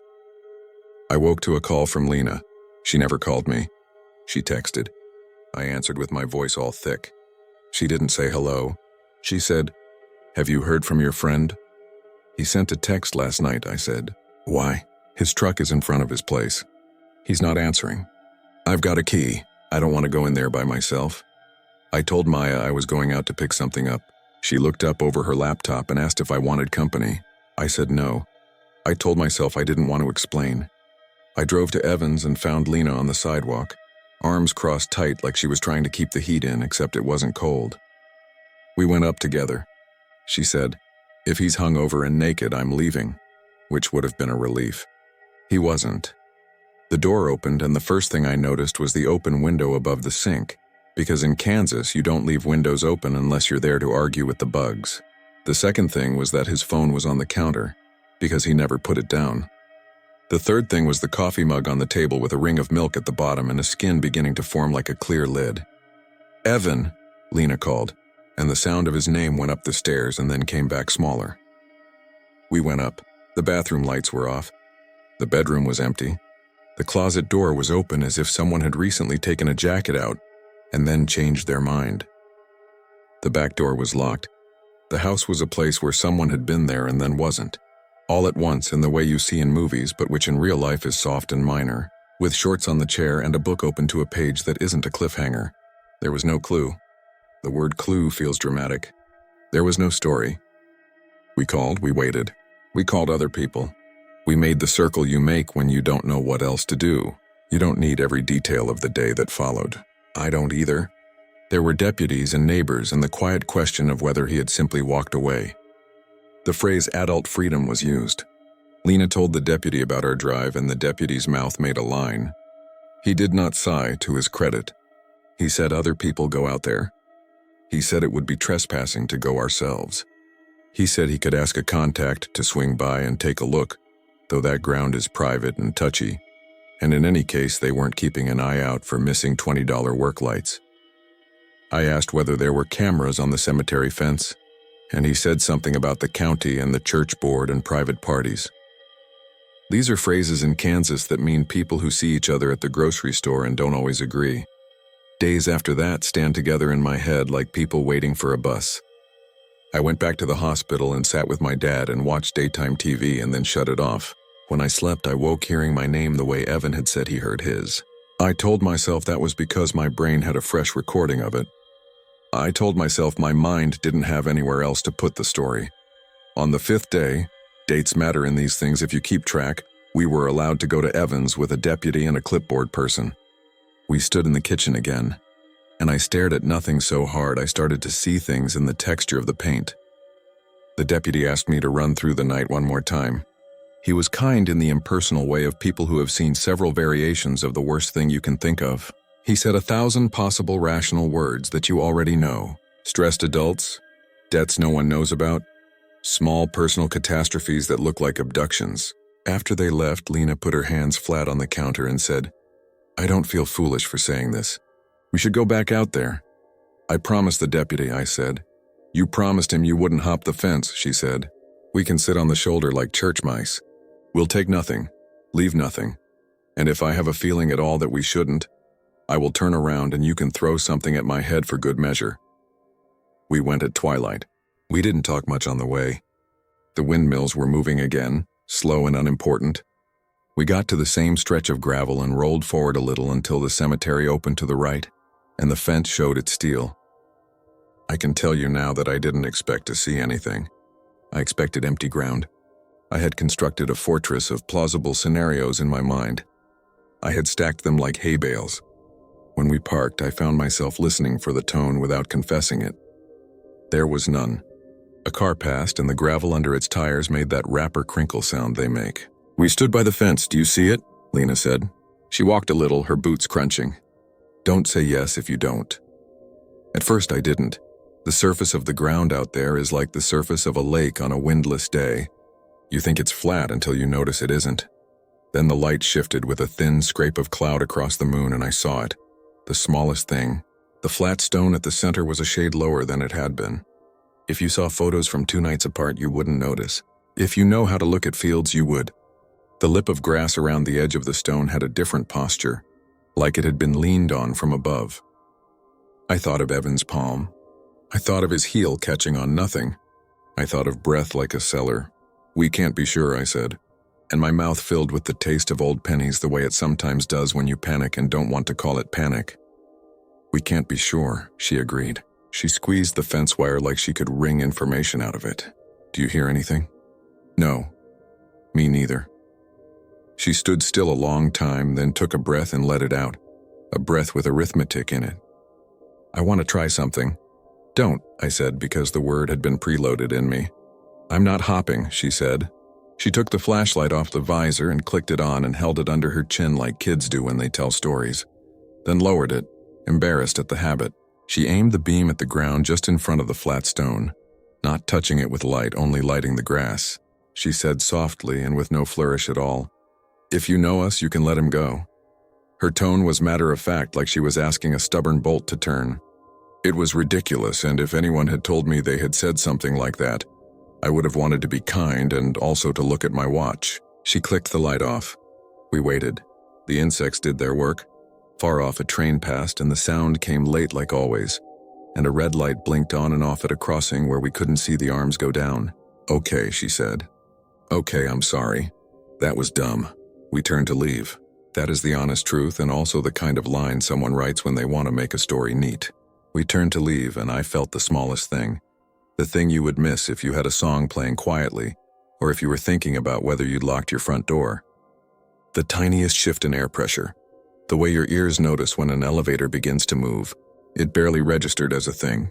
It was in my ears and the bridge of my nose. It was like the time a tornado passed 10 miles away, and the world got still and close and the radio hissed on the counter even though it was unplugged. I turned back so fast the wire bit my palms. The stone hadn't moved. The grass hadn't shivered. None of the theatrical things. But I knew. The way you know when someone is behind you in a hallway before they touch your shoulder, that a space had opened under something that had not outwardly changed. Lena said nothing. She clicked her light on and then off as if she had to tell her body that she still had hands. In the silence, something spoke. I wish I could give it to you here in a word that would prove that it happened. It wasn't a voice. It wasn't even sound. If you have ever been in a house where someone is sobbing on another floor, and you know it because the house tells you with the smallest tremors in the vents, it was like that, a shape of intention made of nothing. It settled through me like water through gravel. It did not have words. If it did, they were not in our language. But my mind, because it needed something to call it, gave it a sentence. We've traded names, then it was gone. And I was left on the side of a county road with my hands bleeding a little from the wire, and my friend not there, and a space under a stone that was as calm as a sealed envelope. We drove back without speaking. Lena put both hands on the wheel like a student and stared where the road meets the dark. At the Casey's, we didn't go in. We sat there listening to the pump click on and off for someone else. Finally, she said, "If you repeat that to anyone, you need to say it exactly as it happened. No adding salt." "I don't have salt," I said. "I only have whatever this is." "I told you," she said, and now she did sigh. "Every place is something, some more than others." After that, life did not organize itself into a story. Evan did not turn up the next morning full of apology. The deputies did not find a truck in a ditch. Time moved like a stubborn gate that only opens part way. We had a service that wasn't a service because without a body, there's a way people don't want to stare at a hole in logic. His uncle set the work light on the porch and left it there. And after a week, he took it back into the garage and hung it on a nail and said, if someone needed it, they'd know where. I went back to my dad's and Maya made fun of my sad coffee and looked me in the eye like she does when she's trying to get me to tell the real thing and not the version that will be easier for her to comfort. I told her I didn't know yet how to say it. She nodded and didn't push. Sometimes the good thing about siblings is the way they admit they can't fix your brain. I came back to my place 3 states away. The first night I slept hard like a rock because I hadn't slept much. The second night I woke at 12:13 with my heart running, and the very clear sense that someone had said my name outside my window, in a tone that was no tone, and from a mouth that was also a well. I sat up and listened and heard only the refrigerator, which makes a sound like someone rubbing a balloon. The third night I woke at 1:33 to the sensation of a draft across my ankles though my windows were shut. I told myself old houses breathe. On the fourth night I dreamed that I was walking through my childhood home and every door stuck the way doors do in humidity.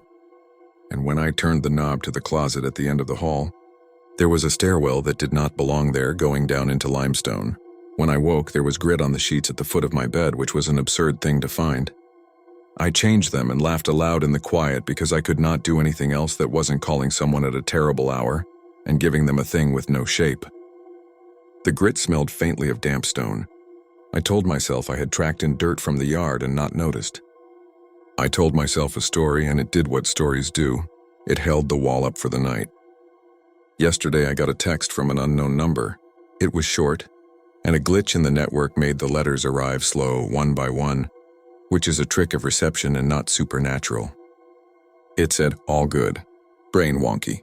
Catch you later. It was the exact text he'd sent me the night after we went to Stull. I could screenshot it and you could argue with the timestamp, and it would not matter, because the argument would be about the wrong thing. I deleted it. Then I went and washed my hands, which were not dirty. Tonight, writing this, I opened a box of old things I brought back from my dad's. There's a shoebox with photos from college in it. In one of them, someone is taking a picture of us at a party where the walls were painted a color that looked good only in that year's catalogs. Evan is there with his arm around my neck, half headlock, half affection, and Lena is in the corner pretending not to look at us. The flash caught the dust in the air and made a galaxy. I stared for a long time at the doorway behind us where, if you look past the mess and the coats piled on the floor, it's just a normal door. You could say that behind it is a closet or a hallway.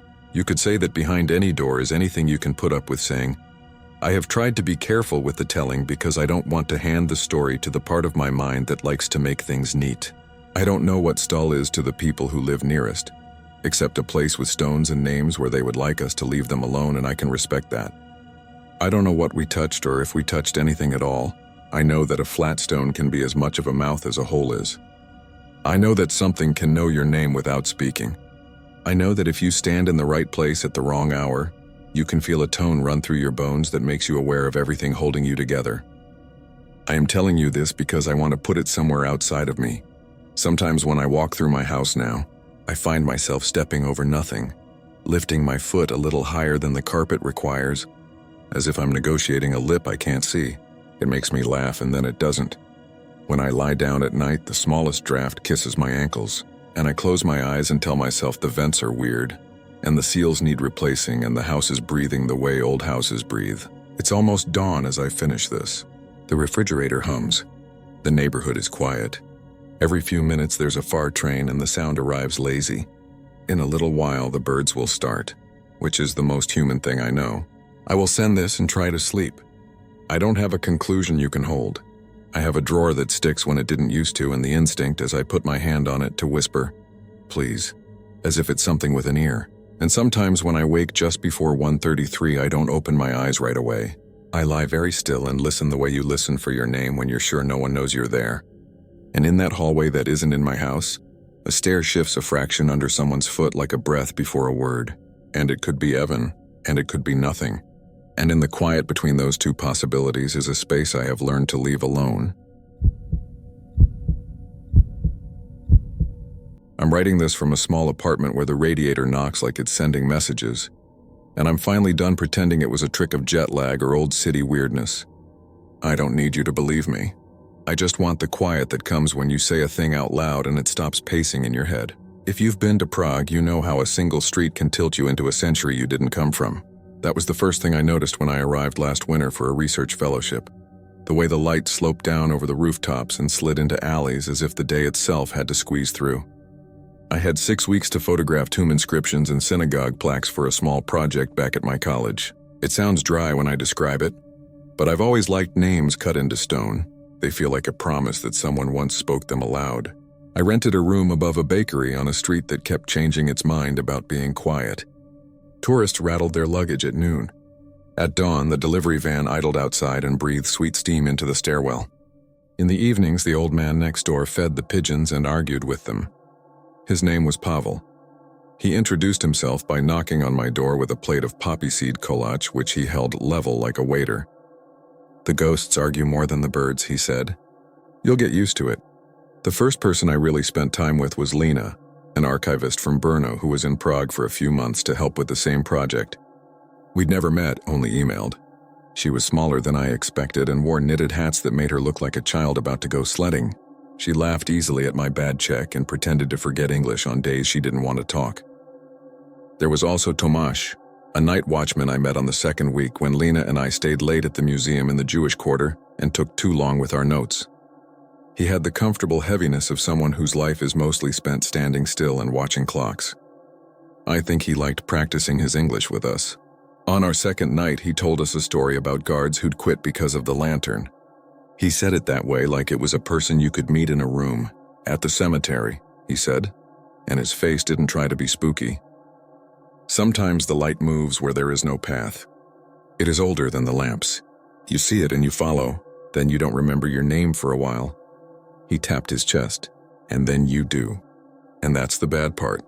I can't translate the shrug he gave, except it said that many things are true here because they have been told long enough to carve grooves for themselves in the air. You can search and find articles that brush the cemetery with a soft hand.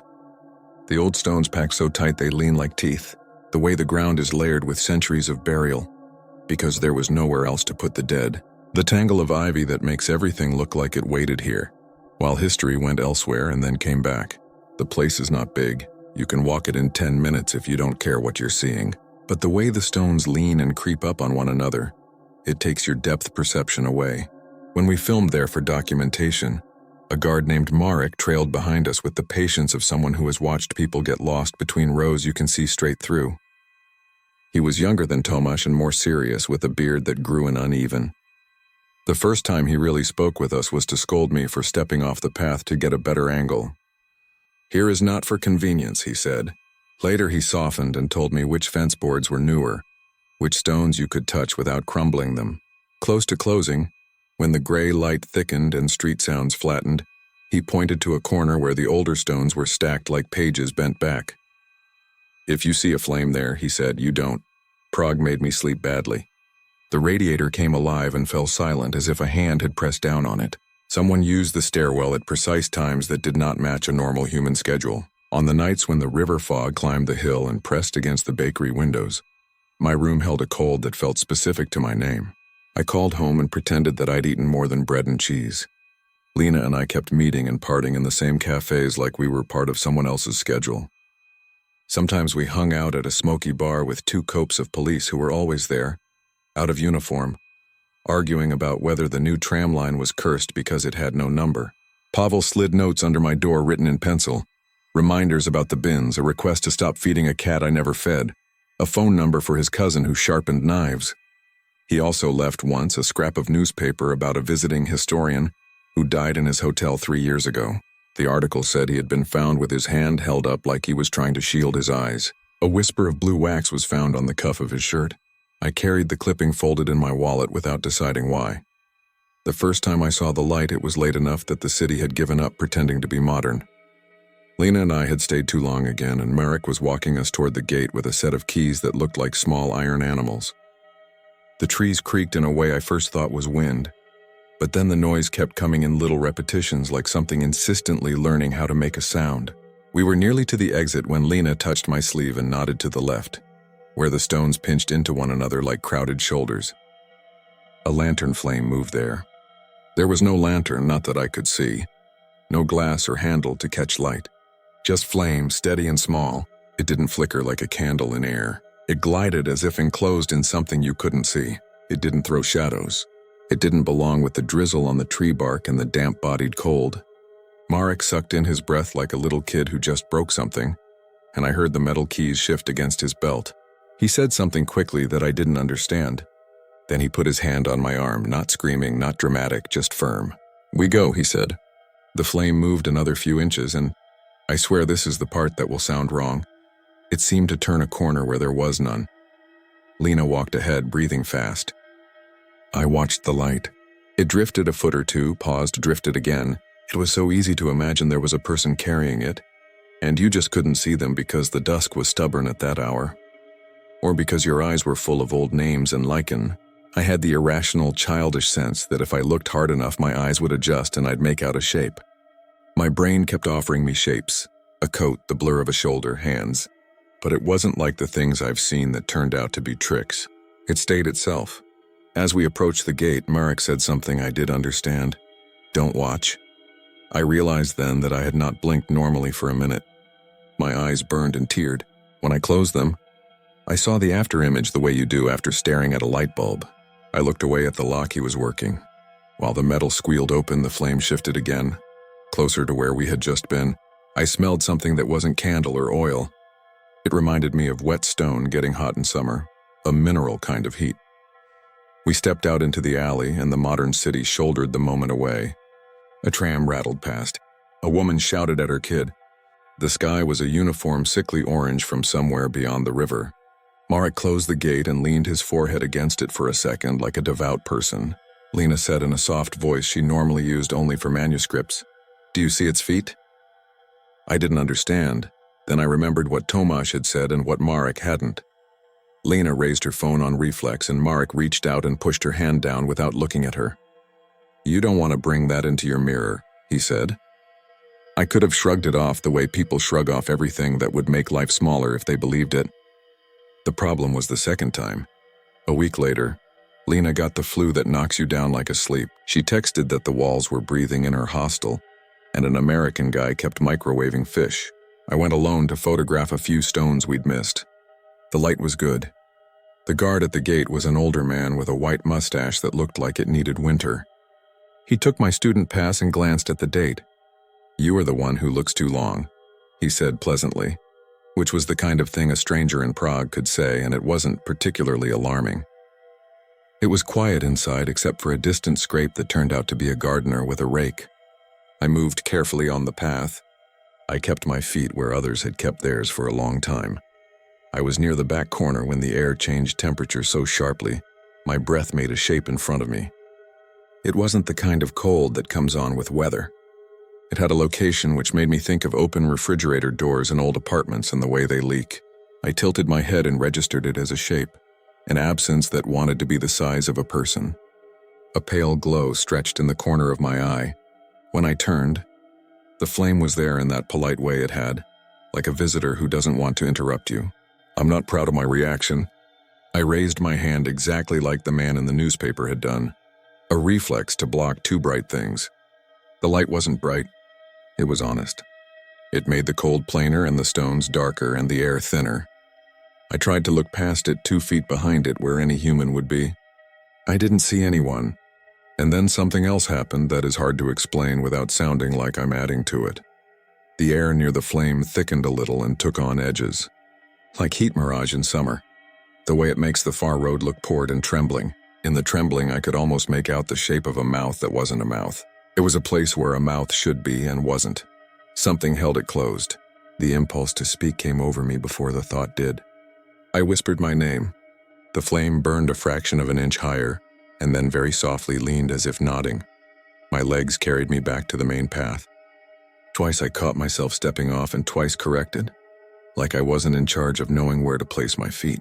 The light kept pace, never hurrying, never far. It wasn't threatening. That's important for you to understand. It felt like a person matching my speed, someone whose footsteps you can't quite hear because the gravel is damp. I think that's why I didn't run. The gate came into view as if it were a memory instead of a real thing. The older guard was there, chatting with a couple in thick winter hats. He saw my face and stopped mid-nod. He glanced past me. His hand closed on the keys and he said, "Prosum," in a way that wasn't an apology or a request. He stepped aside and I made the mistake of looking back over my shoulder.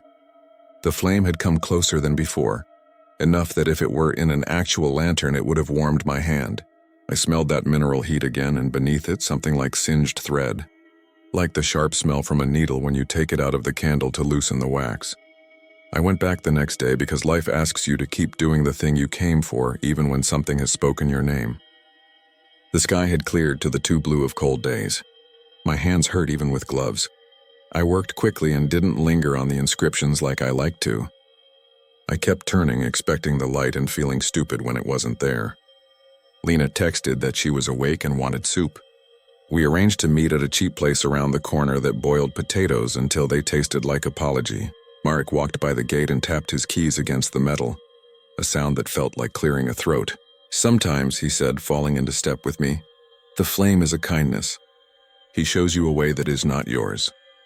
I asked him who he was without saying the rest of the sentence, and is he a story or a job description? Marek lifted one shoulder. They used to say a man who did not get to be buried right, or a bearer of lantern for the Chevre, the burial society. He worked until he forgot to stop. There are arguments. This city is mostly arguments. That night the radiator knocked in a way I had learned was the pipes equalizing and not a person. Pavel left another note about the bins. I slept until something woke me that I thought was my own name said from far away. It might have been a dream. It might have been the cat's. You know how you sometimes bolt upright with your heartbeat in your mouth and refuse to think that someone has just said your name in the room? The window was a rectangle of orange from a street lamp. The glass had that old waviness that makes the world look like it's remembering itself. I listened. The bakery van wasn't there yet. No neighbors. Then a soft click like metal touching glass. I rolled carefully out of bed and walked to the window. Outside, across the narrow alley, the opposite wall wore the same stains and old posters as always. Below, the cobbles were wet and had caught the light. And there, at the corner where the alley turned toward the river, a dim blue shape pulsed like someone cupping a candle in their hands and then opening them a little. It wasn't bright. Blue never is. But it was definite. The flame leaned toward my building and then leaned back, a private gesture, like the way a person looks over a shoulder to invite you along. In the morning, I told myself it had been a reflection from the tram wires. A car radio, someone lighting a cigarette with theatricality. I told myself a lot of things. I didn't tell Lena because I wanted to see her eyes without my story colored in them. She seemed better. Ate half my potatoes, told me about her hostile roommate who sang lullabies to herself in a language neither of them spoke. I told her about the guard calling the flame he. She shrugged. If you work in a place long enough, you feel polite toward it. Maybe that's all. We went back to work. Dusk came early as if it had another appointment. I suggested we finish for once well before closing. Lena said fine, but we were two distracted children, checking our phones like a way to hold on to the normal. That's probably why I left my notebook on the bench by the gate, where I'd set it down to put my gloves on. By the time I realized we were halfway down the alley. "It's fine," Lena said. "Wait here. I'll grab it." I turned with her out of habit, then forced myself to stay. The cold found the gap between my scarf and my hair and settled there. The alley was empty except for a woman walking a small nervous dog that kept stopping to consider the world. I listened to the tiny sound of its claws on the stones and used it as a tether. Lena was gone 3 minutes. Then 5. You learn what your own fear tastes like in your mouth. Behind the gate, footsteps shifted and keys sighed and someone laughed too close to the ground. I was ready to go in when I saw it because of course I saw it. A pale light inside at the corner near the older stones. It passed behind a thorny bush and painted each spike with white. Then it moved again, deliberate, the sort of slow that is not caution but assurance. I had the insane thought that it was looking for what I'd left behind. I went to the gate and called for Marek or anyone, but the word stuck to the cold and didn't go far. I rattled the iron. The latch gave and I slipped inside without thinking about rules or years of warnings. The air felt dense. I walked the path. The light drew a line ahead and then paused. I followed the way you follow a person who insists there's a shortcut. Twice I tried to call Lena's name and twice my voice failed like it had clothes on it. The flame shivered and the tiniest fleck of blue jumped and landed again as if it were breathing.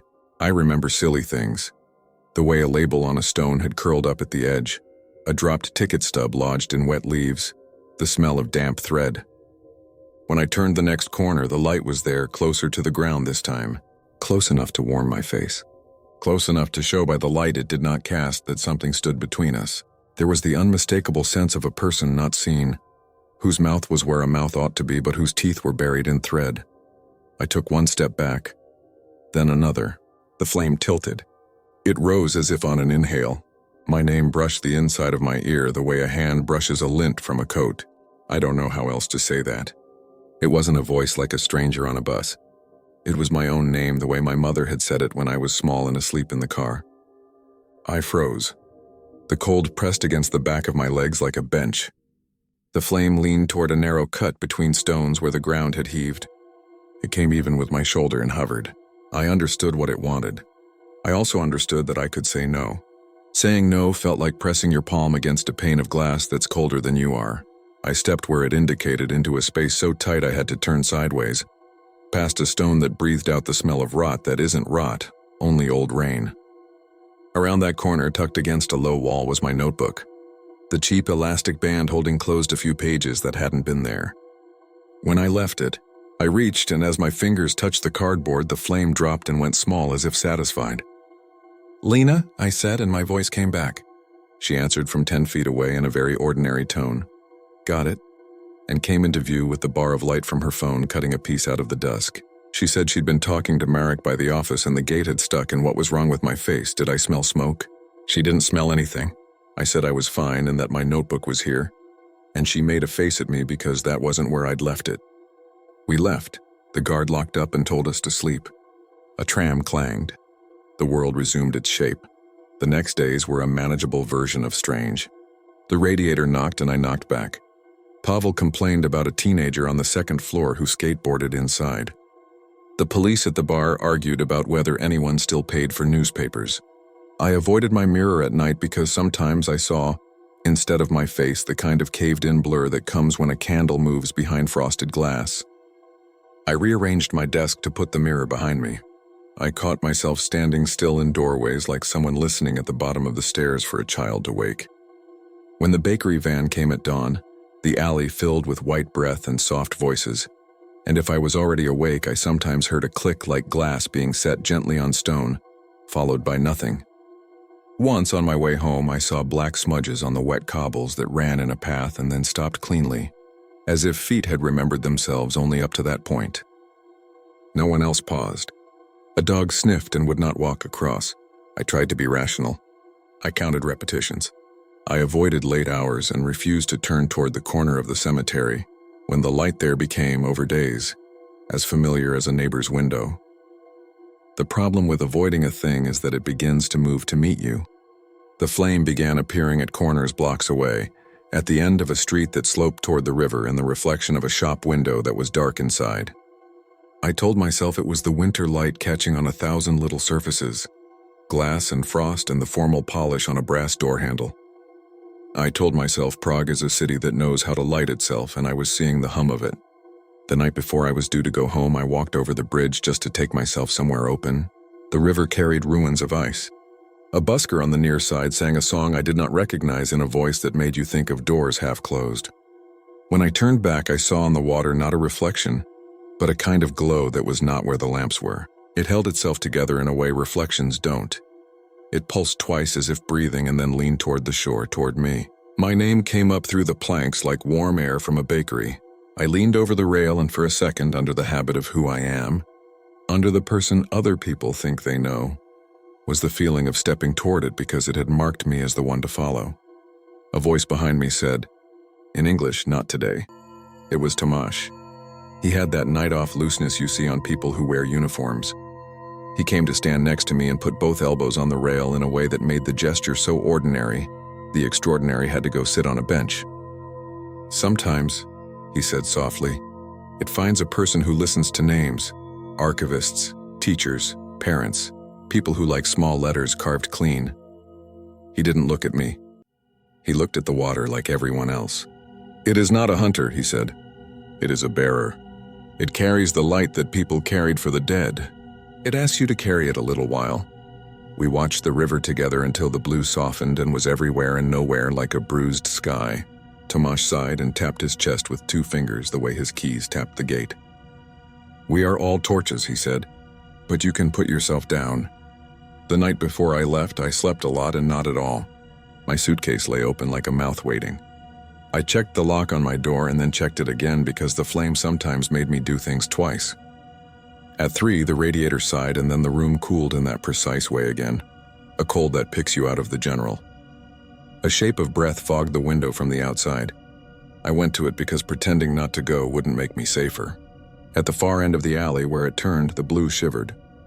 No footsteps, no person, just a promise that was not a threat unless you made it one.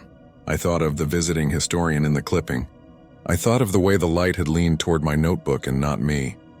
I thought of blue on water and blue on stone and the smell of singed thread.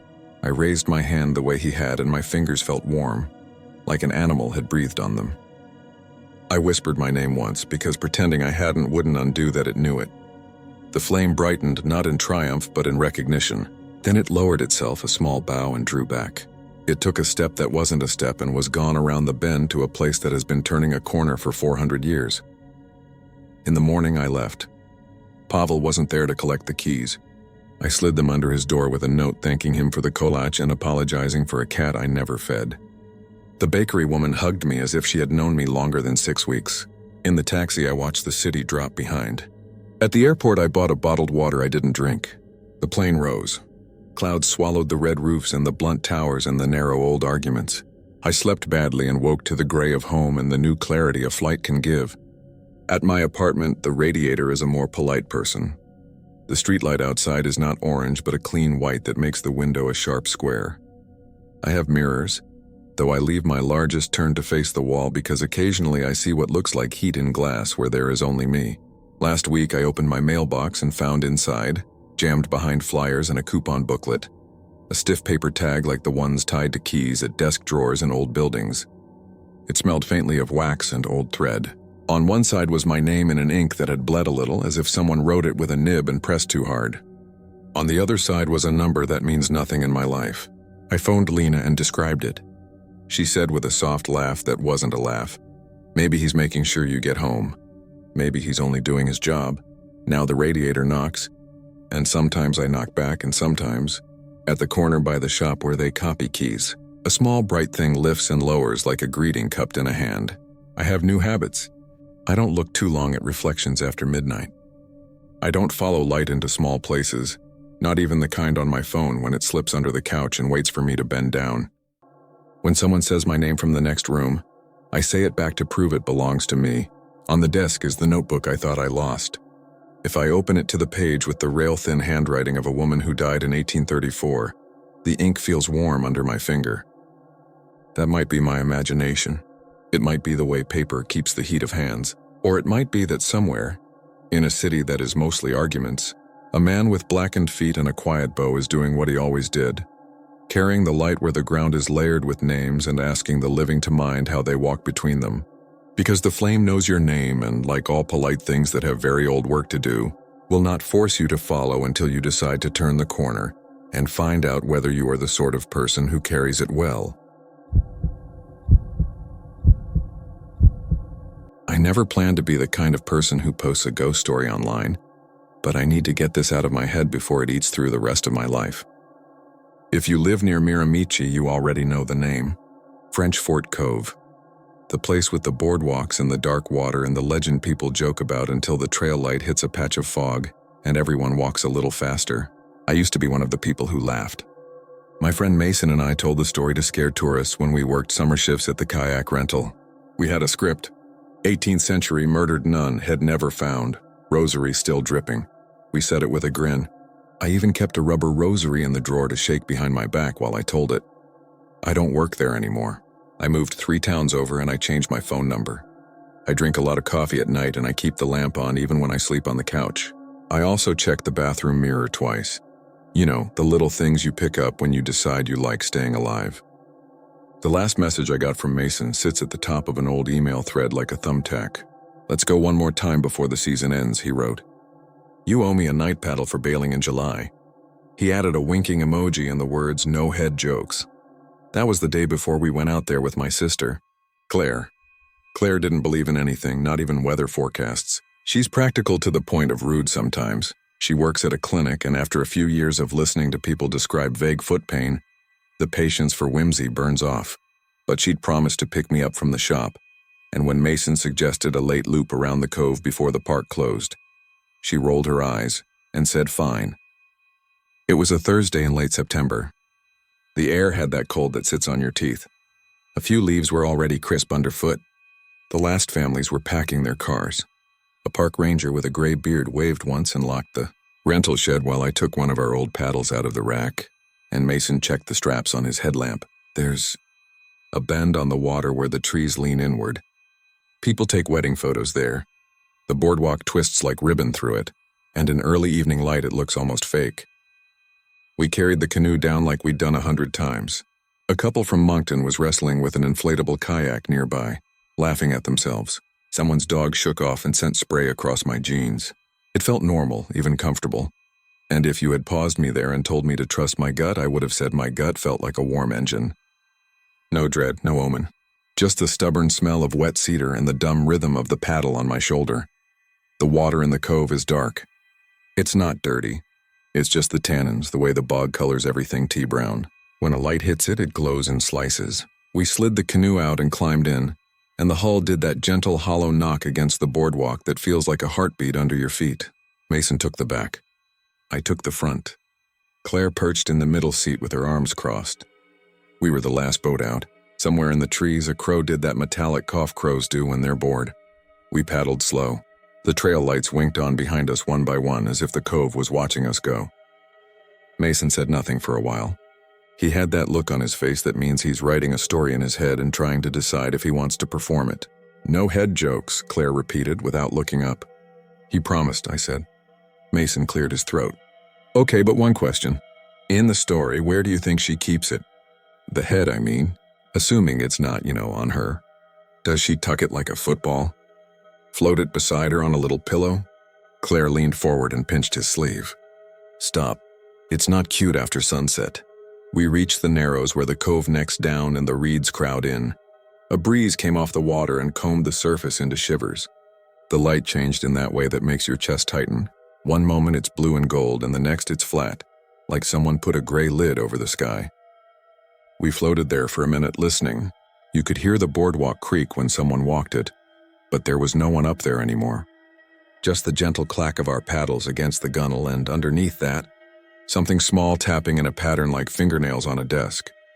We weren't the only people who used to bring props to scare each other. Mason had a box in his trunk with cheap Halloween junk. Foam skulls, a hand that grabbed when you clapped, a little speaker that whispered in Latin.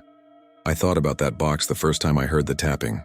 I wanted it to be him, but the sound wasn't near us. It was below us, off to the right, where the reeds made a black triangle against the water. Tap, tap, pause, tap, tap, tap. It wasn't a woodpecker. It wasn't a frog. The rhythm felt human in a way I hate trying to explain. Hear that? Mason said quietly. Claire raised her chin. Probably a rope hitting a dock, she said. There's no dock there, I said. It's just bog. The headlamp on Mason's forehead cut a bright coin into the gathering dark. He angled it right and we all leaned with it. The reeds trembled, but not like wind, more like something underneath brushing them as it moved. The tapping stopped. The wind hissed back through the cove, and with it came a smell like old pennies and candle wax. The canoe rocked. Let's go back, Claire said. She didn't say it in a joking voice. She said it like a nurse telling you the needle will be quick if you don't move. Mason dipped his paddle. 1 more minute, he said. Look, I didn't want to look. I looked anyway. A strip of lighter water ran between the reeds like a path, and in the middle of it something pale hovered just under the surface.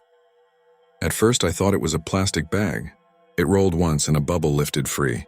Then the headlamp caught an edge and I saw the shape wasn't soft like a bag. It had contours, a cheek, an eye socket as a hollow shadow. It wasn't detailed, not the way you're imagining. It was like seeing your reflection in a spoon, the suggestion of a face underwater. It drifted closer without ripples, as if the cove itself was pushing it. Mason, I said. My voice had that thin thread in it you usually only hear on recordings of yourself. He didn't answer. The face, or whatever it was, reached the surface and the skin of the water didn't break. The surface held like a film. The headlamps we wore made small white moons on it. I stopped breathing for a second and heard the blood in my ears. The thing rose until it lay on the skin of the cove like an egg under the membrane of a bowl of soup. It turned slowly. An eye was a deeper shadow in the shadow. The mouth was a darker line inside the idea of a mouth. Claire whispered, "It's a trick of light." She said it 3 times. I watched the line of the mouth tremble. It didn't open the way a mouth opens. It was like the line waved, like heat waver on pavement, and the tiniest bubbles threaded up into the cold air, and the smell of pennies and wax grew until I could taste it. The line moved in a pattern that felt like words. I don't know Latin, but I knew praying when I heard it without sound. The boardwalk groaned far behind us. That small, simple noise cut through whatever trance we were in. The face slid back under. I blinked hard and the film of water went back to being water. Mason said, "We have to go." It wasn't dramatic. He said it like a fact. We turned the canoe with clumsy pull and sweep strokes and it felt like paddling through syrup. The headlamp beam jittered on the reeds. The tapping started again, this time behind us, and I didn't want to think about how tapping could be behind if the thing was in front. We moved. The canoe picked up and then stopped again as if the water itself had a grip on the hull. There are places in that cove where logs lie hidden under the surface. I thought we'd caught on one. I leaned over to rock us free and saw through the brown water a pale band hooking around the middle of the canoe. My brain gave me the word belt. It made no sense. It looked like a belt someone holds while guiding a kid across a street. I didn't touch it. I just stared and then looked at Mason. He had his paddle braced hard and his jaw clenched. "Don't speak," he said, and his voice was not a voice I'd heard from him before. "Don't answer," he said. "We're not being asked a question," I said, but he shook his head and I shut up. The belly of the canoe slid forward. The band loosened without leaving a ripple, and the cold came up through the bottom like it was in the material of the boat and then not. We made the turn into the wider part of the cove. The world felt open again like a lid had been lifted. I was breathing too fast. Claire was too. When the rental dock appeared ahead, I almost cried from something like relief. The park was nearly black. The trail lights showed the shape of the parking lot in dots and short lines like a low constellation. The ranger's truck was still there. He was standing next to it talking to someone I didn't recognize, a woman in a long coat. When we scraped up, he stepped forward. He had that look people get when they're trying to decide if they should call someone else. "You 3 okay?" he asked. He kept his voice light, but his eyes went to the water and then back to us fast, like he didn't want to see what he might see. Mason nodded too quickly. Claire said, "We're fine." I lied and said, "Just a log under the surface." The woman in the coat frowned. Her hair was braided tight. She had a face I don't know how to describe except to say it looked like someone who has stood outside in all kinds of weather and is not impressed by any of it. "You shouldn't be on the water after the lights come on," she said. The ranger glanced at her and then at us again. Take your time getting your land legs, he said. No rush out of here. We strapped the canoe to the rack. My hands shook more than I wanted them to. The woman in the coat watched us. She wore gloves even though it wasn't that cold. You saw something, she said, not as a question. Mason said nothing. He took off his headlamp and knotted the strap around his fist as if that would keep something in. I know the story, Claire said, impatient and brittle. Everyone does. The woman nodded once. Yes, everyone knows a version. Doesn't matter. It's not for tourists. It's a warning for locals who get too confident. She looked straight at me. It doesn't want your fear. It wants your attention. The ranger cleared his throat. Okay, Martha, he said gently. Let's not spook everybody. Martha smiled at him without humor. They're already spooked. That's the point. We left. The parking lot felt too large, the shadows too organized. At the edge of the lot, a police cruiser nosed in. The driver, Constable Lewis, who'd bought a kayak from us in June, rolled down his window and lifted a hand. Rounding up late walkers, he said. Kids jump the fence this time of year. He blinked at our faces. You three look like you saw a moose. Claire exhaled. We're fine, she said for the third time. Just tired. He laughed once, the kind of laugh you use on people who might cry, and drove past us toward the trailhead. We drove to the Thames near the bridge.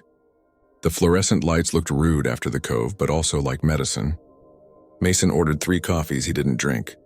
We sat in a booth and listened to the hiss of the milk steamer and the clack of trays.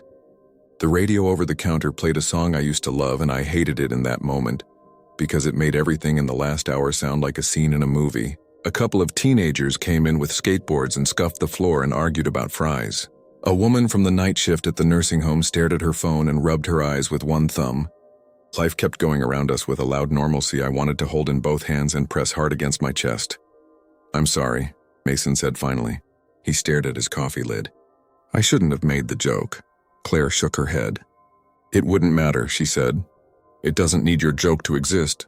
She looked at me. You saw it too. I nodded. My mouth had felt dry since the dock. It said something, I said. Not out loud, but it said something. Mason swallowed. I heard it in my head. Not like a voice, like a memory of a voice.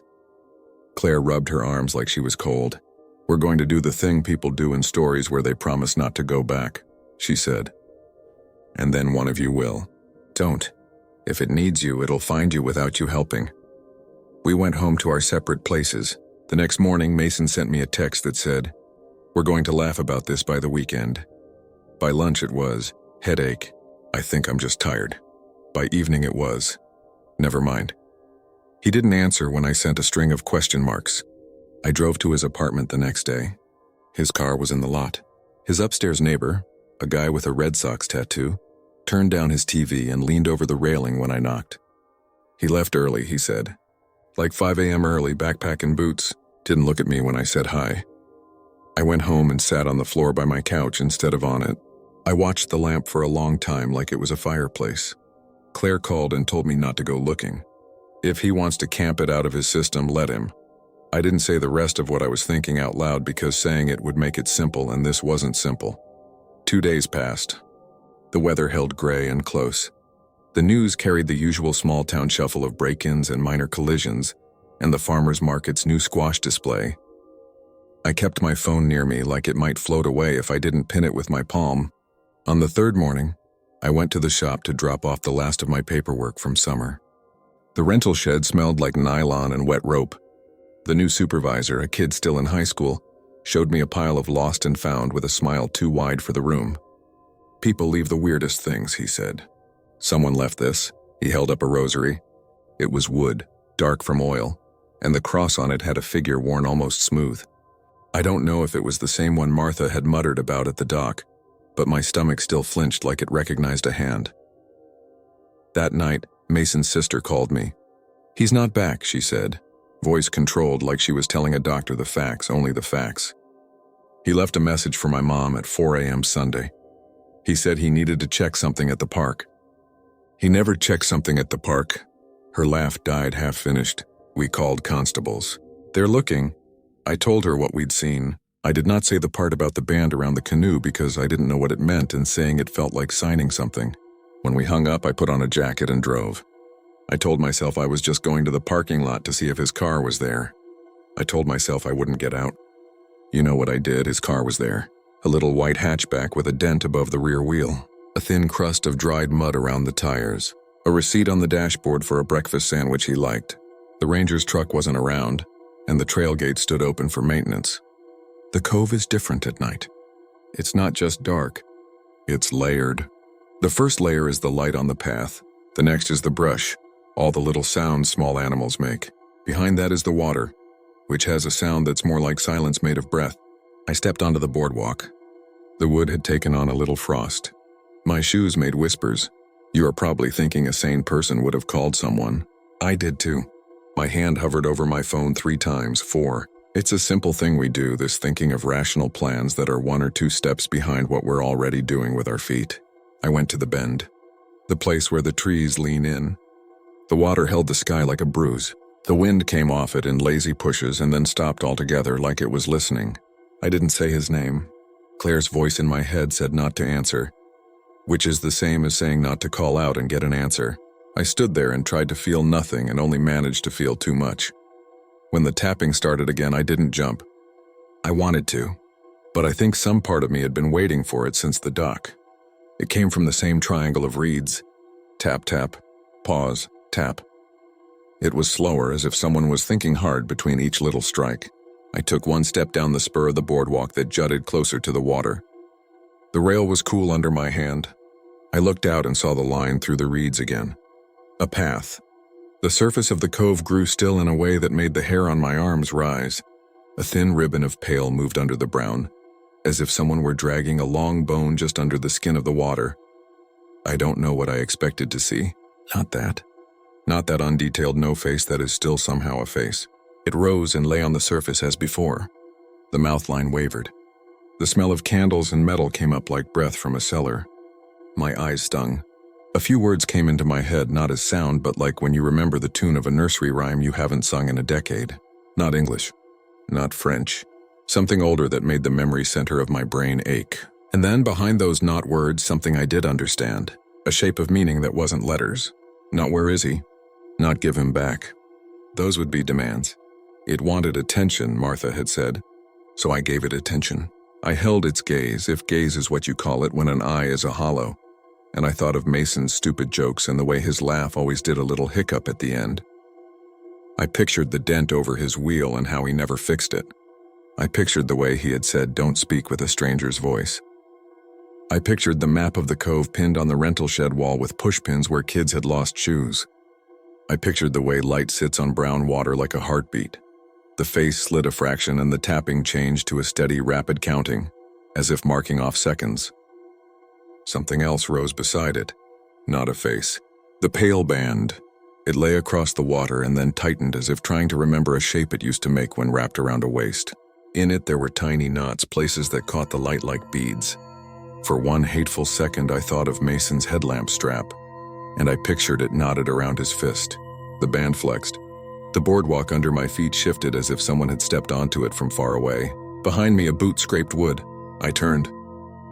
Martha stood at the start of the spur, coat closed and gloves on. She must have moved like fog because I hadn't heard her. She raised 1 finger to her lips and then pointed at the water. Her face was stern and oddly sad. We watched together, strangers in parallel. She murmured something I couldn't catch. The tapping slowed. The band loosened. The face turned. And for the first time I had a sudden ugly thought that it wasn't looking for its own head at all. Maybe that was never the point. Maybe it was looking to see who was looking. To see who would lean in and hold their breath and start thinking in someone else's words. Martha stepped up beside me.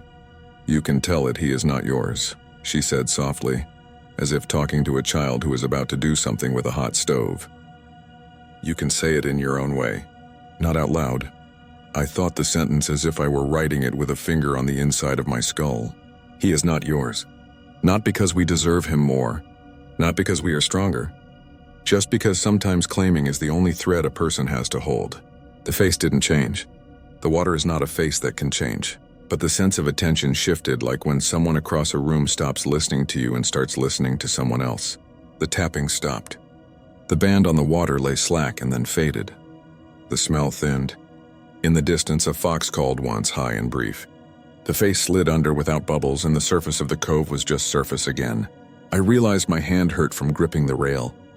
Martha let out a breath that made a small cloud. "Go home now," she said. "Don't bring friends." I wanted to ask where Mason was. I wanted to ask if people came back from whatever it was and how. Instead, I nodded. We walked back in silence. The trail lights hummed. At the lot, Constable Lewis's cruiser was parked at an angle, door open. He stood with his phone pressed to his shoulder, listening to a voice that was making his eyebrows climb. He saw us and waved absently. "We found his pack at the overlook," he said when he hung up. "No damage. Just set down neat." That's almost weirder. He searched our faces for something and then seemed to decide he didn't actually want it. "If you hear from him, you call." Martha touched his sleeve once in a gesture that said what it said without needing words. He nodded like he understood, but we both knew he didn't. Mason didn't come home that night. Or the next. They found footprints that went to the water and stopped in a place where the mud is firm enough to hold a track, and then not. People like to tell stories about footprints that stop. It bothers them less than the idea of footprints that turn back and circle and never leave the loop. The same ranger with the gray beard called me on Monday. He said the search would go to a lower tempo. He said those words like he had a list on a clipboard and that phrase was the next checkbox. I sat on the floor again and watched the lamp again, and the shadow of the lampshade rim looked like a horizon line I couldn't cross. It would be easier if I could give you something clean. A ribbon tied around a moral. Don't go after dark. Don't mock old stories. Don't look into water that looks back. I can't even tell you that the thing we saw wanted to hurt us because it didn't feel like that. It felt like a hand reaching and not caring what it grabbed, the way a drowning person pulls. It felt like a habit that has outlived its reason. It felt like attention more than hunger. Maybe that's worse. Hunger you can satisfy. Attention wants you to keep looking until you forget how to stop. I still get messages from people who knew Mason only a little. He was so funny, they say. He never seemed like the type to run off. His sister sends me pictures of him I haven't seen before, and one he's standing on the boardwalk at the bend, arms out, grinning like he owns the place, like it's a stage he built himself. I keep that one on my fridge with a magnet shaped like a blueberry. Sometimes in the morning when I'm half awake and the kettle clicks, I catch the edge of the photo in the corner of my eye, and my stomach drops the same way it did when the face rose on the cove, as if a surface I thought I knew is about to show me something under it. Claire doesn't talk about that night. When she calls me, it's about work or our mother's roof or the price of gas. But once, walking out of the grocery store, we saw a woman in a long coat by the cart return. Not Martha, but the same stance, the same way of holding still. Claire froze. Then she laughed at herself and shook it off. On the drive home, she said, "There's a word for when you keep seeing the same person everywhere." I asked what it was. She tapped the wheel. "I don't know. That's the point." We passed the sign for French Fort Cove, and both of us looked straight ahead like we were posing for a picture we didn't want to be in. I have not been back on the water. I walk by the river sometimes, late when I can't stand my own living room. The bridge lights make ladders on the current, and I climb them with my eyes like a child counting. On those nights, the wind smells like pennies if you tell yourself it does, and like maple if you don't. A couple of times, I thought I heard the tapping again, faint and far, like someone practicing scales on a table. It's probably nothing. It's also probably not nothing. I keep my hands in my pockets and I do not lean over the railing no matter what I think I see. People ask about the story sometimes. They want the one about the nun and the blood and the head rolling where it shouldn't. It fits their mouth better than the one I have. I say the old words and they nod and shiver and move on with their day. That story satisfies something. Mine doesn't. Mine just sits here the way night sits on water. It doesn't want you to be scared. It wants you to look. And when you do, it wants you to keep looking. I'm telling you this not because I'm brave or generous or because I think posting on the internet will solve anything. I'm telling you because I can feel that pull even now, like a belt around the middle, gentle as a guide and firm as a claim. And I am trying to loosen it by putting the attention somewhere else. Tonight I will make tea I won't drink and I will check the bathroom mirror twice. I will not answer anything that sounds like it is waiting for an answer. I will watch the lamp throw its horizon line on the wall, and I will pretend I'm on the safe side of it. And if the tapping starts up again, soft and patient and counting off seconds, I will stand very still and forget the words to every prayer I don't know. If you live near the cove and you walk there after the lights come on, you might feel it too. The urge to lean in. The thought that you are owed a glimpse because you grew up with the story. If you do, go home. Don't bring friends. Don't bring jokes. Don't bring anything you're not ready to lose. If something asks for your attention in a language you almost understand, let it keep talking to the water. Let it keep looking for whatever it was told it lost. And if it looks up anyway, if it turns and the air smells like metal and wax and a phrase you almost know curls in your mouth, then think of the people you love in the plainest possible way. Picture dented car doors and blueberry magnets and the way a friend's laugh hiccups at the end. Tell it as gently as you can that they are not its. Then go home and keep the light on because the light doesn't save you, but it gives you something to look at besides the dark. And when you wake around 3 and the kettle clicks in the kitchen although you don't remember setting it, and the photo on your fridge has shifted a fraction to the left, and the sink holds a smear of something that smells like old copper. Even though you haven't cooked, you can tell yourself it was nothing. You can say you dreamed it. You can say that attention is a habit and habits can be broken. Say it out loud if you have to. Say it without waiting for an answer. I've gone back and forth about posting this because it sounds like one of those click-chasing travel horror stories, but I need to put it somewhere that isn't just inside my head at 3 in the morning. If you want to believe I made it up, I won't argue with you. I'm writing it because pretending it didn't happen hasn't helped me sleep. And because the thing that followed me home is patient in a way the desert trained it to be. I work behind the scenes on a small podcast about abandoned places. I'm the one hauling the recorder bag, replacing batteries, tagging audio, doing the noise reduction. Our host is my friend Camilla, who has this calm voice that makes old places feel less lonely. We don't do anything sensational. No exorcisms. No jump scares. The show is quiet, almost slow, like walking with your hands in your pockets while someone tells you who used to live here. In late May, we got a message from a listener in Tarapacá who said if we were ever in northern Chile, we should go to La Noria. He warned us not to stay after sunset. He didn't elaborate. People say things like that a lot. It doesn't land until it does. We flew into Iquique on a bright, watery afternoon. The ocean looked like hammered metal under the plane wing. I remember the heat coming down sideways even though the air was cool. Desert light works like that. It's colder than it looks and the shadows have edges. Our fixer, Diego, waited with a white pickup that had red dust baked into every seam. He smelled faintly like cigarettes and hand soap.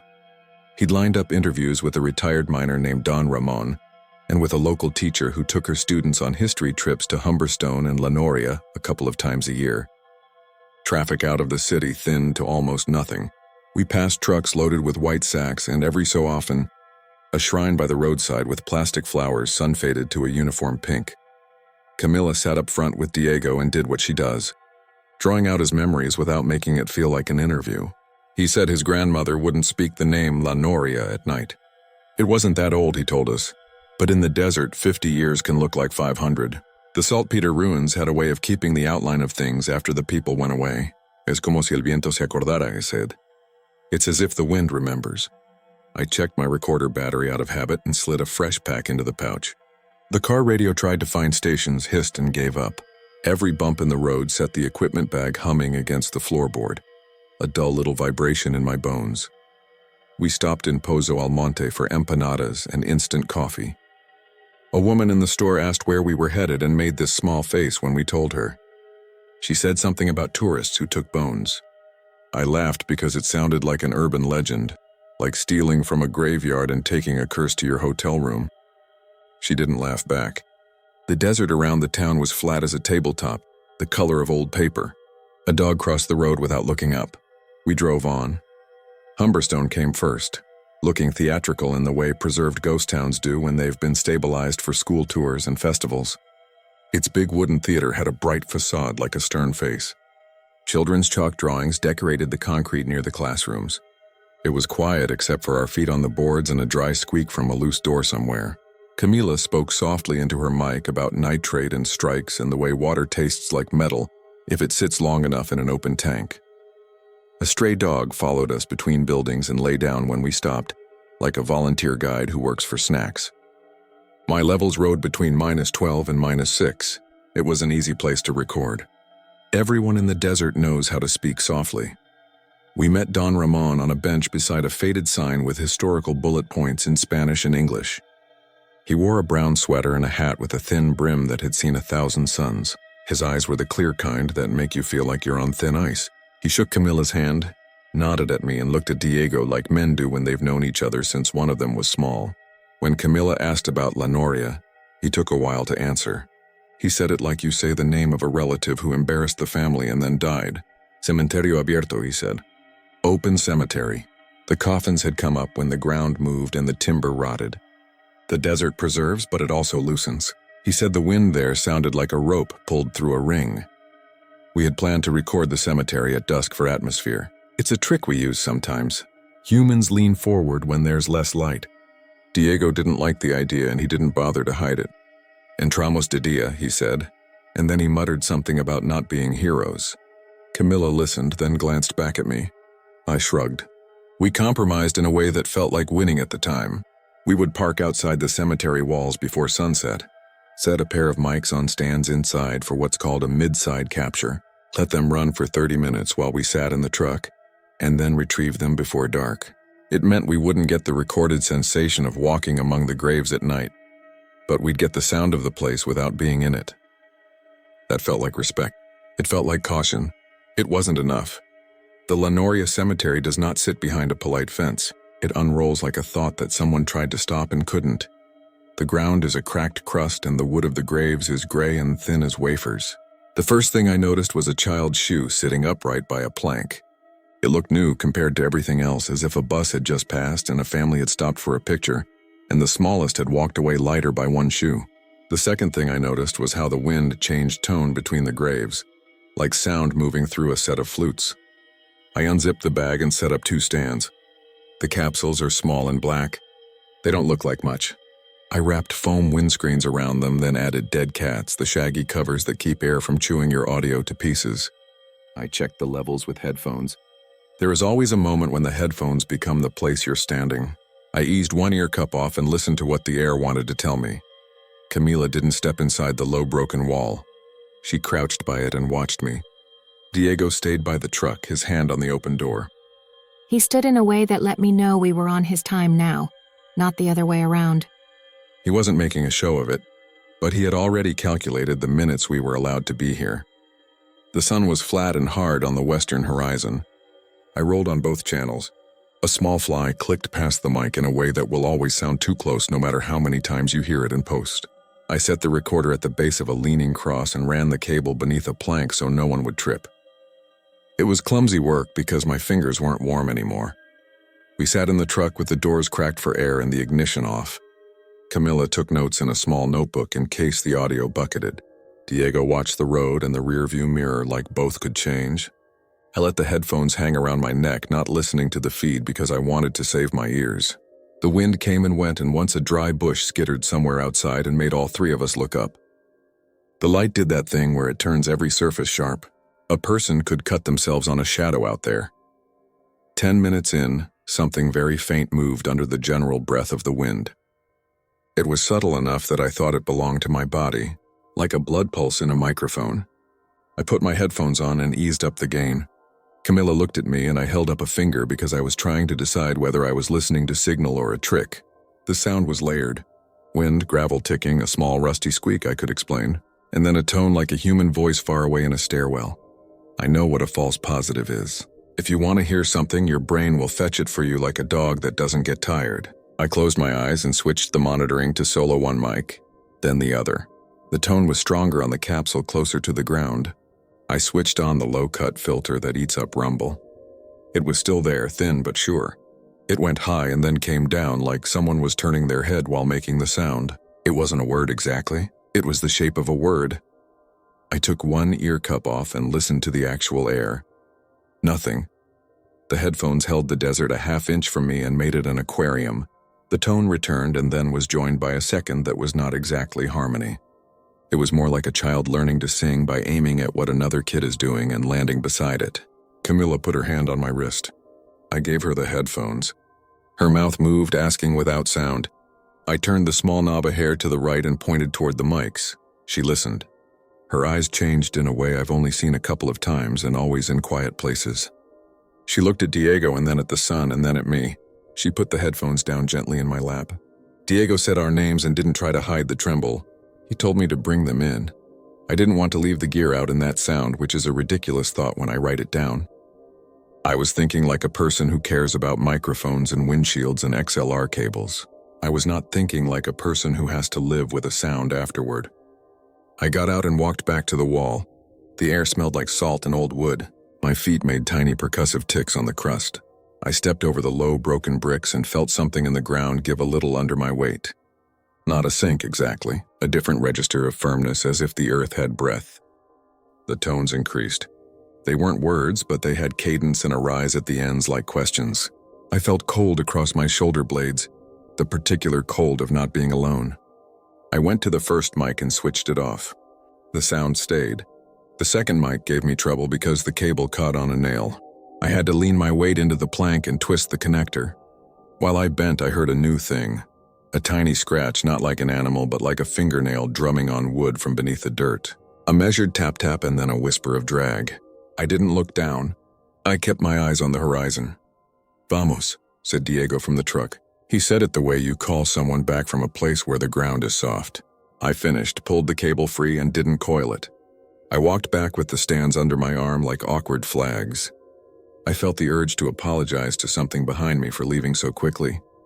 In the truck, we moved with a choreography that I now realize was part fear, part politeness. We packed with the kind of neatness you use when you want to show you haven't taken or disturbed anything.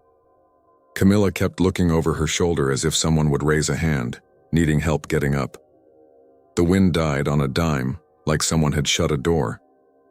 The sudden absence revealed a thin sound as clear as a whistle.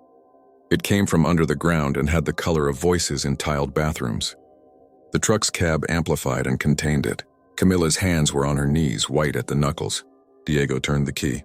The engine caught and the sound stepped back without disappearing. He put the truck into gear, then stopped himself from flooring it. He made us leave like we were leaving an old house, not a bad one, just one that didn't agree that we were real. We drove in that careful way until the cemetery was a small gray cluster in a flat land of nothing. The sound left the air. I swallowed and felt my ears pop. No one talked until we hit the main road and the truck rose from a rut and settled again with the bounce that tells you you're between places.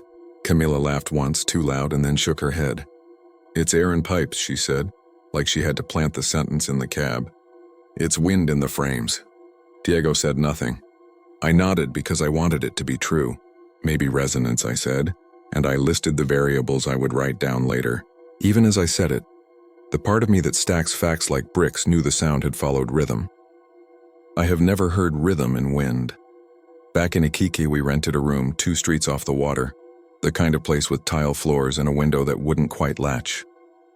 The receptionist had a TV on behind the desk playing a telenovela, at a volume that felt like company more than entertainment. We ordered dinner to the room because we didn't want to go anywhere bright. I washed the dust off my hands until the water ran clear and watched it go down like gray tea.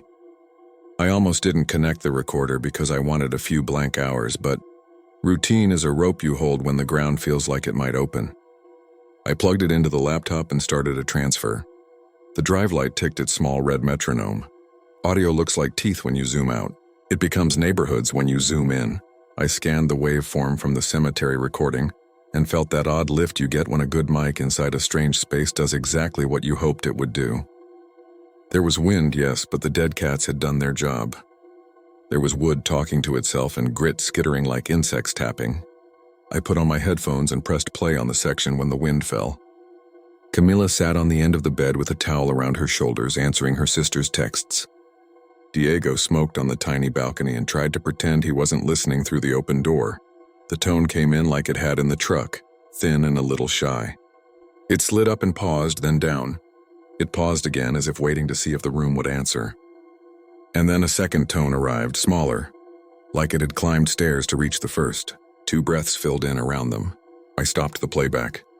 We all heard the absence. Camilla put her phone down and came to the laptop. "Play it," she said, and when I hesitated, she said it again. I pressed space. The tones returned, and then they did something that made my hands cold. They became less like tones and more like the skin of words. Not Spanish, not English, just the shape of a question under a question. It reached a peak that had the exact pitch of a child calling a name down a hallway, and then dropped like a stone. I took the headphones off and Set them gently on the desk because I have always believed in not throwing things when sound scares me. Diego came in from the balcony and shut the door like he was making sure the ocean stayed out.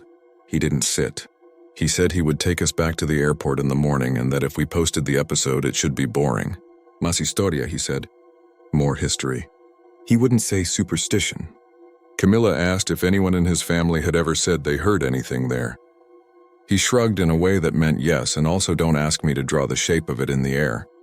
We went to sleep with the TV on low because some sounds are better than none.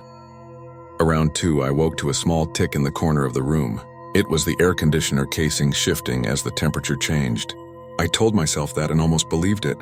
Then I heard it again from the floor near the window, a tiny tap like a fingernail on wood. I sat up. The city outside was quiet in that particular middle-of-the-night way that feels like everyone has paused their lives in the same second. I heard the tap again and then a drag. I swung my feet to the tile and stood, the way you stand in someone else's room to keep from believing you're in your own. I placed my palm flat on the floor. It was cool. I didn't feel vibration. The taps came again, a patient pattern that could have been code or could have been nothing. I did not wake Camilla. I did not turn on the light. I stood there until the pattern stopped. Then I went back to bed and lay with my eyes open, counting in sets of 4 like I was training a wild thing to match my breathing. We flew out the next day. The checkpoint guard asked where we had been, smiled at our dusty shoes and waved us through. At the airport, we saw a group of school kids in matching jackets eating chips and craning to watch a soccer replay on a TV hung high over the gate. Their voices blurred into a warm band of sound that made my shoulders drop for the first time in 2 days. On the plane, Camilla slept with a jacket over her face. I looked at the long strip of desert beneath the wing and felt guilty for cutting it into a neat story, which is what we do for a living even when we try not to. Back home, thousands of miles from the Atacama, I cut the episode safe. We leaned hard into Don Ramon's recollections about labor and community, and the fragile plumbing of towns that spring up for one thing and are left behind when atoms rearrange for profit elsewhere. I kept 30 seconds of wind at the cemetery and a transition and 1 creak of timber and a few ticks of grit because they were specific and respectful. I left the tones out. I told myself it was because I didn't want to feed a ghost story. The truth is, I didn't want to share custody. The first night back, I slept like the falling kind of sleep, the kind you get when your body is grateful for a soft square of darkness. The second night, I woke at 3:21 a.m. I know because I turned my phone over to check. The room had that middle-of-the-night stillness that isn't silence so much as a held breath. My apartment is old enough to make winter noises and summer creaks and pipes that sing when the neighbor showers. This was none of those. It started as a faint tap from the wall by the radiator, then shifted to the floor near the foot of the bed, and then came from directly beneath where I lay. Not loud, not demanding, patient. I lay there and listened to what my home had learned to say while I was gone. The sound had the timbre of nail on wood, a tiny percussion played by someone with small hands. I moved my foot an inch and the sound paused as if to see if I would do it again. I did, it answered. Tap, pause, tap, tap. It repeated the shape of the exchange I had heard in the desert, the way one tone had followed another, not copying, but trying to meet it. I got out of bed and sat on the floor, my back to the dresser. I pressed my ear to the wood because logic is a ladder you keep climbing, even when the ceiling is 6 inches away. It was quiet at that close range. The sound exists at a distance, which makes sense if you think about how we hear the people above and below us in old buildings. I went to the kitchen and turned on the faucet. I filled a glass and took a sip because water makes actions feel normal. I considered doing what my grandfather used to do when the house settled and got weird, tapping back with a knuckle in a pattern for tough luck and go away and do you not know what time it is. I didn't. I stood in the doorway and watched my own doorway, which is an absurd sentence until you try it at 4 a.m. At work the next day, I was a person who slept fine and edited politely. Camilla sent me a link to a thread where someone posted photographs of Lenoria's graves and argued about whether kids yelling under the ground was a real thing or a translation of fear. I didn't open it. That evening, my downstairs neighbor, Mrs. Chen, stopped me in the stairwell and asked if I had heard scratching last night. She said it half embarrassed, like she knew she had stepped into someone's private weather. I told her old pipes do that. She said no from the floor, and then she smiled and said, "Never mind." Her granddaughter waved at me from behind her leg and showed me a sticker with a bluebird on it. She placed the sticker on my wrist without asking. It stayed there the rest of the night until I peeled it off and pressed it to the corner of my laptop, like a charm. I have done all the rational things. I checked for mice. I bought traps I didn't want to use and then couldn't set, because the idea of catching something alive and panicked is worse than not knowing. I lifted the rug and looked at the seams. I recorded the room at night with a handheld left on my desk, hoping to hear the fridge compressor or the building's heartbeat and nothing else. When I listen back, I get 30 minutes of nothing, then the soft brush of air through the small gap under the door, and then a series of taps that assemble themselves into an invitation if you decide that's what they are. I have never said yes out loud. I don't know if that matters. 2 weeks ago, the sounds changed. They started earlier, just after midnight, and with a pattern that had less space between the taps, as if whoever was on the other side of the wood had learned my habits and wanted to catch me while I was still half awake.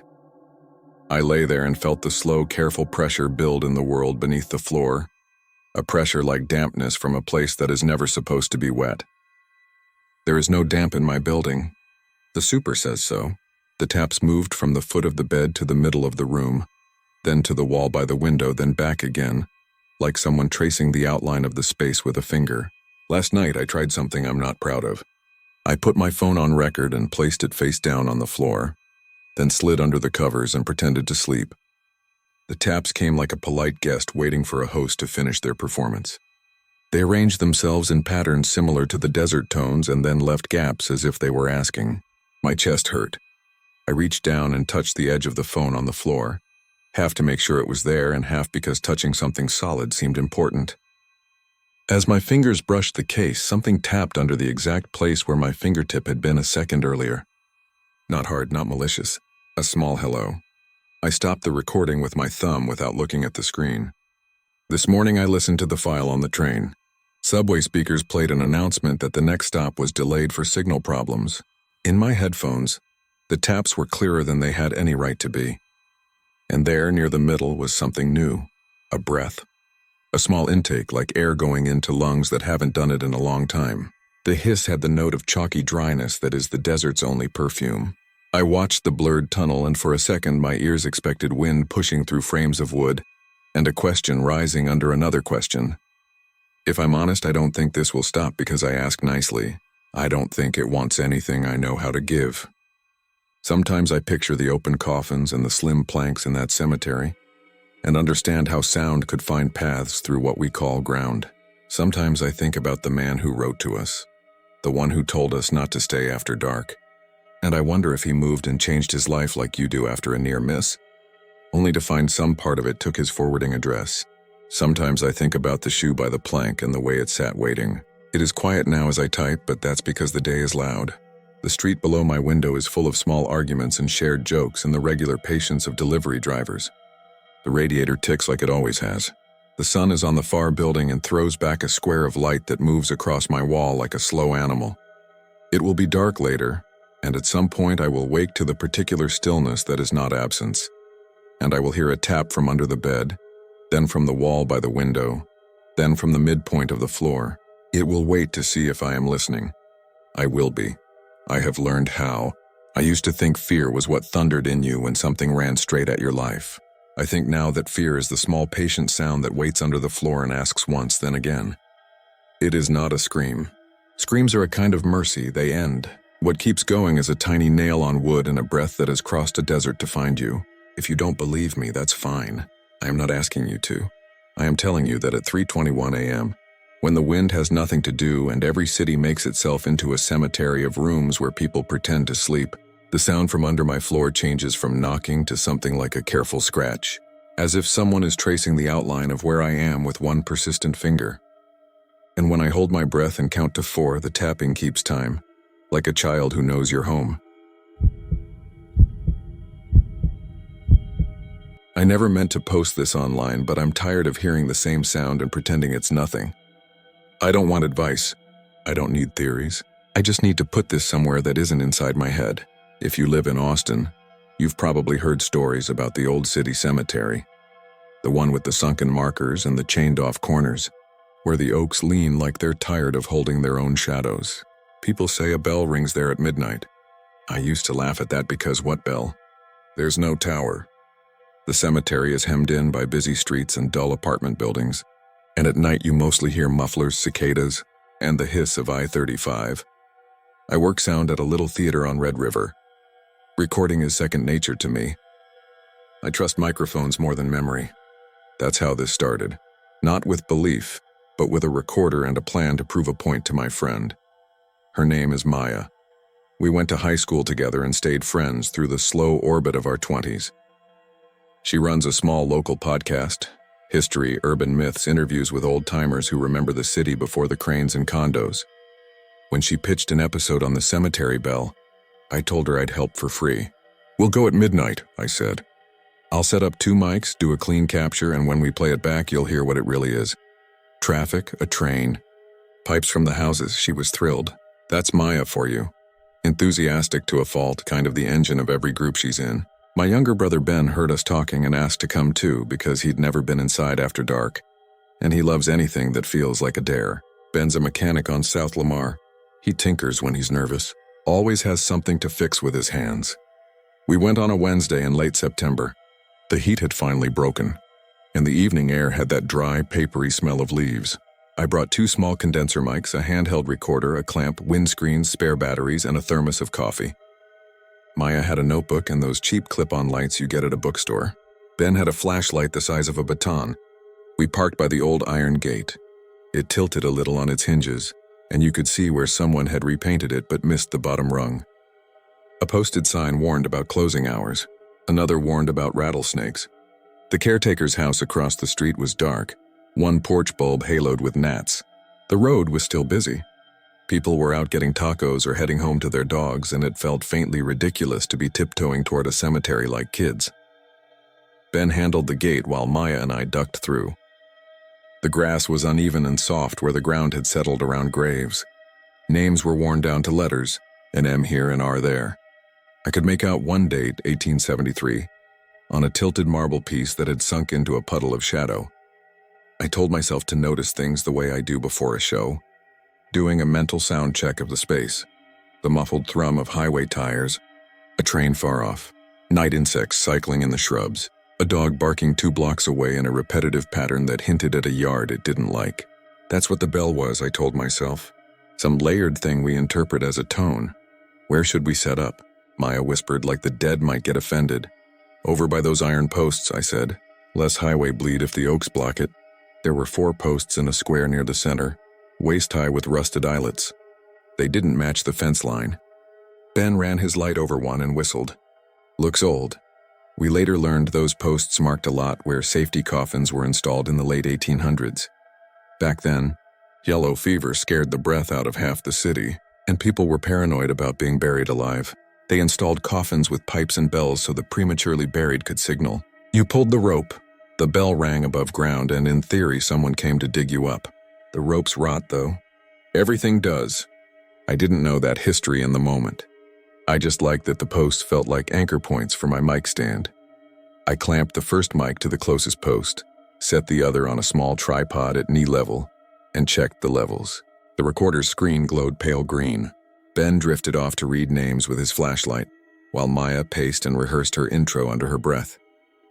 I stared at my watch. 11:53 p.m. A breeze moved across the lot in a careful sheet and lifted the hair on my arms. "That thing about the bell," Maya said, sidling up. "You think it's totally fake?" "I think stories fill gaps," I said. "If your head wants a bell, it'll find one. What if the head doesn't want it? Then it'll find wind and be happy." She laughed. "We've got 7 minutes to find out. There's a particular hush that comes right before midnight in a city like Austin. Bars are humming, streets are pulsing, but if you step into a pocket like that cemetery, there's a balanced second where everything pauses between cycles. The train is gone, a dog is quiet, the wind drops for a breath. Your ears reach for anything to anchor to." I hit record. The green line started moving. We didn't bother with interviews or walking around for texture. We stood still and let the space imprint itself. I could hear my own breath in through my nose, out slow. Ben clicked off his flashlight and let the darkness take his face. When the clock on my phone rolled to 12:00, The sound came from the far end of the lot. It was so thin at first I thought it was a truck's gear shift whining in a weird resonance. Then it gathered itself into a tone. One strike. Not a chime, not a church bell, not a triangle. Something smaller, sadder. A metal mouth tapped with a careful hand. It carried in the air smoother than any highway noise. It hung for a beat past where it should have died. Maya grabbed my arm. "Oh my God." "Hold still," I said, which came out like please because the hair on my arms had climbed higher.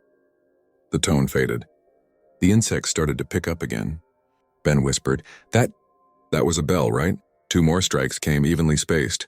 Tung, tung. The second had a wobble, a tremor. The way an old spoon vibrates against a jar. It seemed to come from everywhere and nowhere. There was no tower, no visible source, no trick. I looked toward the road without moving my feet. No truck slowed. No cyclist stopped. The caretaker's porch bulb hummed indifferent. Maya had tears in her eyes. I didn't, but only because I was concentrating on the recorder like I could hold my breath through the mic and keep everything crisp. 4 more strikes, 6 total. I counted without meaning to. On the 6th, there was a little hitch in the air. Not a sound so much as a space where a sound should have gone, and then a delicate catch-up like something mechanical had to be coaxed. That small lag did something terrible to me. It made the bell human. It made it tired. Behind us, in the dark, there was the smallest drag over grass. A shoe maybe, or fabric. Ben pivoted hard with the flashlight. The beam cut through dust and found nothing new, just stones, low fences, the lip of an opened earth where a sink had started and then been filled with sand. The bell struck once more and stopped. The insects rushed back in like water when a boat glides away from a dock. "That's enough," I said, and stopped the recording because my hands had started to shake. We stood there another minute because leaving too fast felt like the wrong way to end whatever we had just shared. Then we packed up. I unclamped the mic. The iron post felt cool. I guess I expected a vibration and was weirdly relieved that it was dead metal. We made it to the car without speaking. In the lot, under sodium light, we let ourselves exhale. "So," Maya said, half laughing, half breathless, "do we have it?" "Tell me we have it." "We have something," I said. In the glow of the dash, the recorder's tiny screen looked like a river of lines. I didn't want to play it there. I wanted to be inside, with walls and coffee and the option to say no thank you to a ghost, if it decided to come for our faces through the speakers. We went back to my apartment off East 12th. My upstairs neighbor, a nurse, was coming in as we arrived. She nodded and told us to have a good night. And I remember that detail only because the normalcy of it pressed everything weird back down into something you could sit on. The apartment smelled like old coffee. I set the recorder on the kitchen table and wired it to my laptop. Ben made a pot because he always does. Maya sent a text to a coworker that just said, "I think we caught it." When I dragged the waveform into the editing software, there it was. 6 clean peaks, evenly spaced with that odd little hitch between the 5th and 6th. The night around it was smooth. A car here, a click there. You know the silver confidence you get when a thing behaves the way it's supposed to? It's calming. It's proof the world is mostly machine. "Play it," Maya said and squeezed my wrist. I did. The bell came through the speakers, smaller than it had felt in the graveyard, but still steady. And then something else came with the last strike. It wasn't part of the bell. It rode after it, not even a full second later. A whisper that didn't push air around it so much as fold itself into the tail like a crease. 2 syllables. Too late. We all heard it. The words were not a trick of my brain putting letters over a rasp. They were distinct. The way the T clipped, the L softened, like lips close to the end of a pipe. Ben stepped back from the table with his mug and looked at the ceiling like he could rewrite the room. "Nope." Maya had her hand over her mouth. She laughed the way people laugh when a relief valve pops open. Then she started crying again, and I didn't even think it was fear at first. She cries at movies, at kind things, and maybe too late is a kind of kindness if it's about one specific past moment and not about your life as a whole. I replayed it. On the 3rd pass, my neighbor upstairs flushed her toilet. The pipes rattled. That sound echoed down into the apartment and made the whisper fill the corners. "Okay," I said, and closed the laptop like a lid. Okay. No one wanted to sleep. We stayed up until 3:30, talking in circles, theories, jokes that didn't land. Ben suggested it was a prank, someone with a Bluetooth speaker. I said, why would a stranger time that? Why wouldn't they do a clean boo and jump out? Maya pulled up articles about the 1870s and safety coffins, and how families used to hire night watchmen to listen for bells. She read a paragraph about ropes rotting and the bells ringing long after the ropes were gone. The phrasing bothered me. Long after the ropes were gone. By what mechanism? Wind, settling earth, rats? Or was that just story hydraulics again, the way people grease a legend so it slides easier into a new ear? At 4:10, Ben yawned and said he'd go. Maya said she'd Uber home so she could think on the ride. I said I'd send a copy of the file in the morning. The apartment felt different after they left. Larger, emptier, more angles. I washed mugs I didn't need to wash. My phone vibrated. A push notification from a weather app told me there was a heat advisory tomorrow, and it felt like being scolded by a bland god. I took the recorder into the bedroom because part of me didn't want it out on the table, like a mouth that could open without being asked. That's the first night the bell followed me. Not ringing, not audibly, but it tucked itself into the gaps between other sounds. The AC clicked on, too late. The fridge compressor started, too late. I told myself I was tired and listening for something that wasn't there. But when my alarm went off at 7, I had dreamed of a hand knocking from under a floor and woke choking on a dry breath like the room had vacuumed itself. The next day at the theater, I snapped at a coworker for wheeling a set piece too fast. Our boss, Nicole, took me aside. She's calm in a way that makes everyone else vapor lock a little around her. "Go home if you're sick," she said, not unkindly. "You look like you swallowed chalk." I told her I was fine. By evening, the old routines had smoothed me out. I convinced myself the whisper had been picked up from one of us, a shape of words in the wind. That night after the last show, I went by Maya's to bring her a flash drive of the file. She rents the back unit of a duplex in Hyde Park. The front tenant, an older woman named Mrs. Kemp, waters her plants at strange hours and tells you about her cats like they're people with local political opinions. She waved at me while midnight crept. I felt stupid again, standing in an ordinary place with an extraordinary story in my pocket. Maya had a whiteboard covered in names and dates. She was doing her homework for the episode. "Look at this," she said, and pointed to a list. There was a guy, first name Thomas, last name I can't read from the paper. Died in 1873. And a caretaker's journal from the time mentions the 5th bell rung in this week. Not like a normal church bell. The way he phrased it, rung, sounds like the safety ones. She looked at me. "Do you think the too late could be for him? Like someone missed it?" "Someone always misses something," I said, more sharply than I meant. On her table was a printed map of the cemetery, and someone had drawn a neat X where we set up. 4 iron posts. I ran my finger over them without touching the paper. "Can we go back tonight?" she said, "just to see. I'll bring flowers. Not as a joke. As, I don't know, an offering. To say we heard you." "I have a load in early," I said. "Maybe tomorrow." I told myself that was reasonable. What I didn't say was that my mouth had gone dry when she said go back, like I'd swallowed a fist. When I drove home, the bell came with me in a new way. At a stoplight, a cyclist's chain clattered and it hit a note that didn't sound like chain at all. Too late, my brain supplied, and I wanted to roll the window down and shout at nothing. When I parked, a patrol car idled at the end of the block. The cop inside, a woman I'd seen around the neighborhood, dipped her head in a polite acknowledgement. Her tag said Ruiz. She was the sort of officer who makes you feel like you might be okay in a bad situation. I almost flagged her down to ask a nonsense question. "What time do you get off?" "Have you ever heard a weird noise at the cemetery?" But I didn't.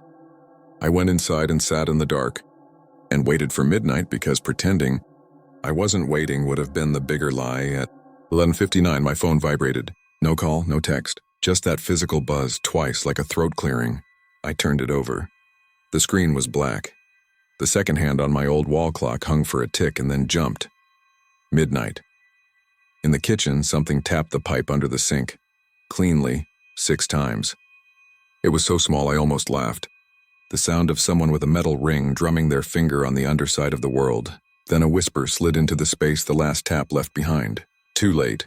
I slept with the lamp on. In the morning, I called the number on the city website for the cemetery and left a message asking about historical tours. In the afternoon, a man called back. His name was Alvarez, and he sounded tired in the way public servants get when they've been doing their job a long time. "Tours," he said. "We don't really do that. Folks from the university come by. Families. You can walk in during daylight. Are you asking for a group? No, I said. I just wanted to know about the posts. The iron ones with loops. He knew immediately what I meant. Old safety plots, he said. Families with money could add a pipe and a bell. The bell would be on a post. They don't work anymore. They're removed or rusted. A lot of the ropes were hemp. Rot like anything else. Did the bells ever ring after? He was quiet for a second longer than he had to be. They're stories, he said finally. In every city with an old cemetery, you get a bell story. Look, sign says no entry after sunset. I'm not watching the gate after 5. People go in anyway. Some kids do dumb things. Don't be one of them. I won't, I said, and thanked him for his time. That night I broke the rule again.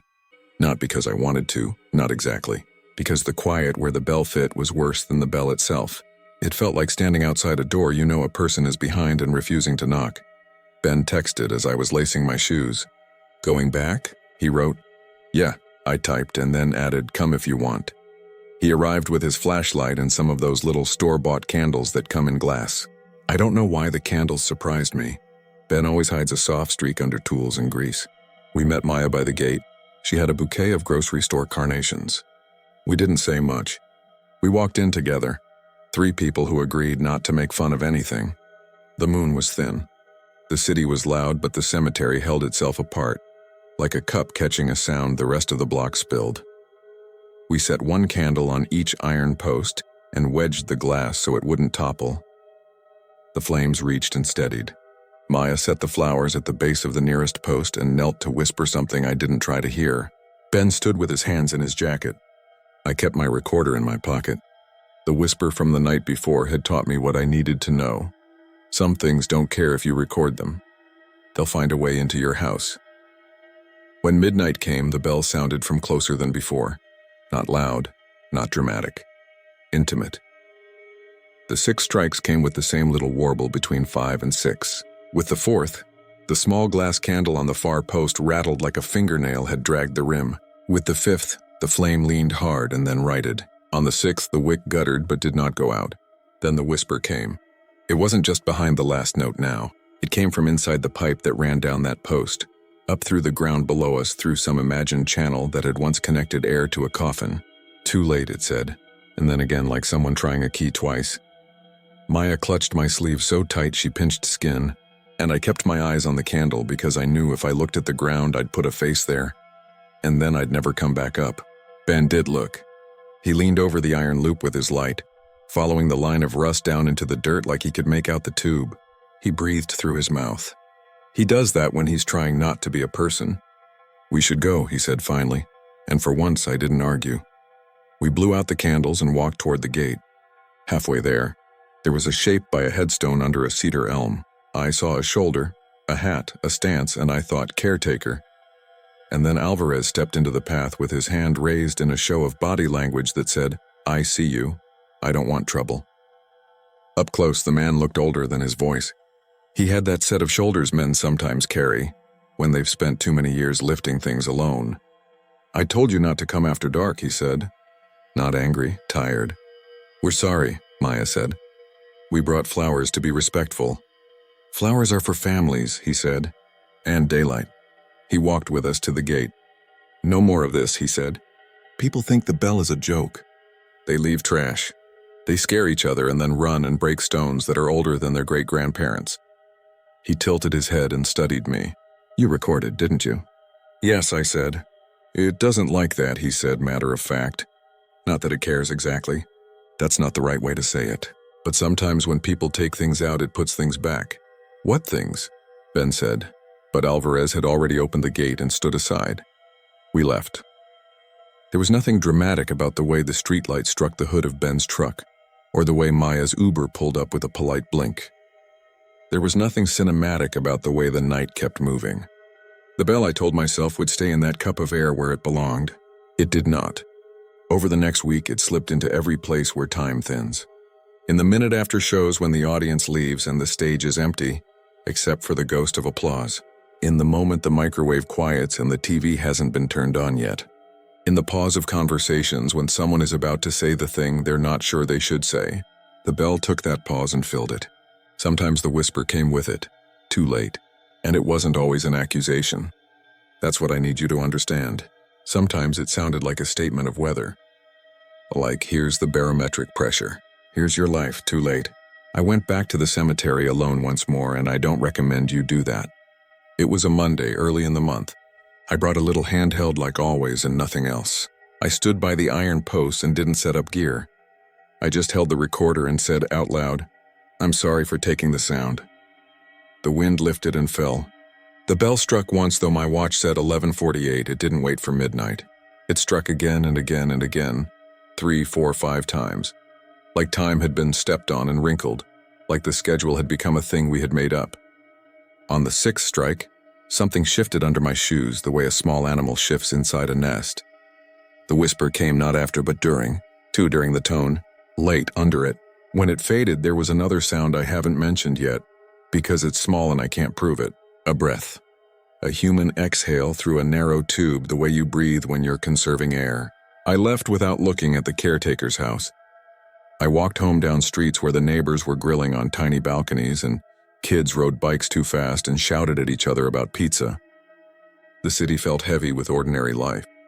I felt like I had put a crack in my own apartment door and something thin as a thread had followed me up the stairs and was now tied to my ankle in a knot I couldn't find. The podcast episode never came out. Maya tried. She wrote it twice and scrapped it. The file, the clean capture with the 6 strikes and the whisper, corrupted a week later. Not all the way. The peaks are still there. The tail is gone. In its place is the faintest hiss. If you turn it up, the hiss becomes a breath. If you listen too hard, that breath becomes a pattern. And one night I plotted those patterns on a scrap of paper at my kitchen table like a lunatic. And it spelled nothing except the distances between things you can't reach. Ben won't come by after 10 anymore. When I asked why, he shrugged and said, "I get up early." But he checks his watch when he's here. And if it's 11:30, he starts doing that nervous hand thing with coins in his pocket, like he's reminding his fingers they exist. Officer Ruiz, the cop at the end of the block, stopped by a few nights ago because someone had called in a noise complaint on the building. She knocked, and when I opened the door, she looked past me at the kitchen where the lamp is always on now. And she listened. "You alone?" she asked. I said yes, and she nodded like that mattered. "People have been calling about a bell," she said. "Not like music. Just one note off and on late. The kind of thing you hear when you're trying to sleep." She gave me a look that wasn't skeptical exactly, more like careful. "You tell me if you hear it," she said, and wrote her name on the back of an old receipt. Sometimes people think they're hearing things. Sometimes they are. I said I would. I didn't. I don't know what I could say that wouldn't make her step into my apartment and tilt her head toward the sink and say, "Yes, I hear it too." And then where would we be?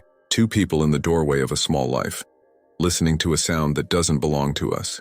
Last night, the nurse upstairs had her TV on a hospital drama, and the monitor beeps were soft and periodic, and the bell slid under them so easily I could barely tell the difference. It counted 6 and stopped. I sat in the dark and thought about the 5th bell in the caretaker's journal. The 5th bell rung in this week. Who came running? Who stood in the grass above a pipe and put their ear to it and said, "I hear you"? How long did it take to dig? The whisper isn't always too late, not exactly. Sometimes it's just the T and the shape of the L caught behind it.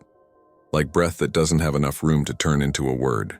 Sometimes I think it's saying my name, but that's me being vain, making the world about me when it's not. Sometimes I think it's telling me a time. Too late, 12, too late. I know what you'll want to ask, if you're the kind of person who reads to the end of stories like this. Did I open the pipe? Did I dig? Did I call the city and demand they unearth a coffin from 1873 and show me nothing is inside? No, I didn't. Because whatever this is, it isn't a puzzle you solve. It isn't a door you can kick. It's a schedule, and I stepped into it, and now it knows me.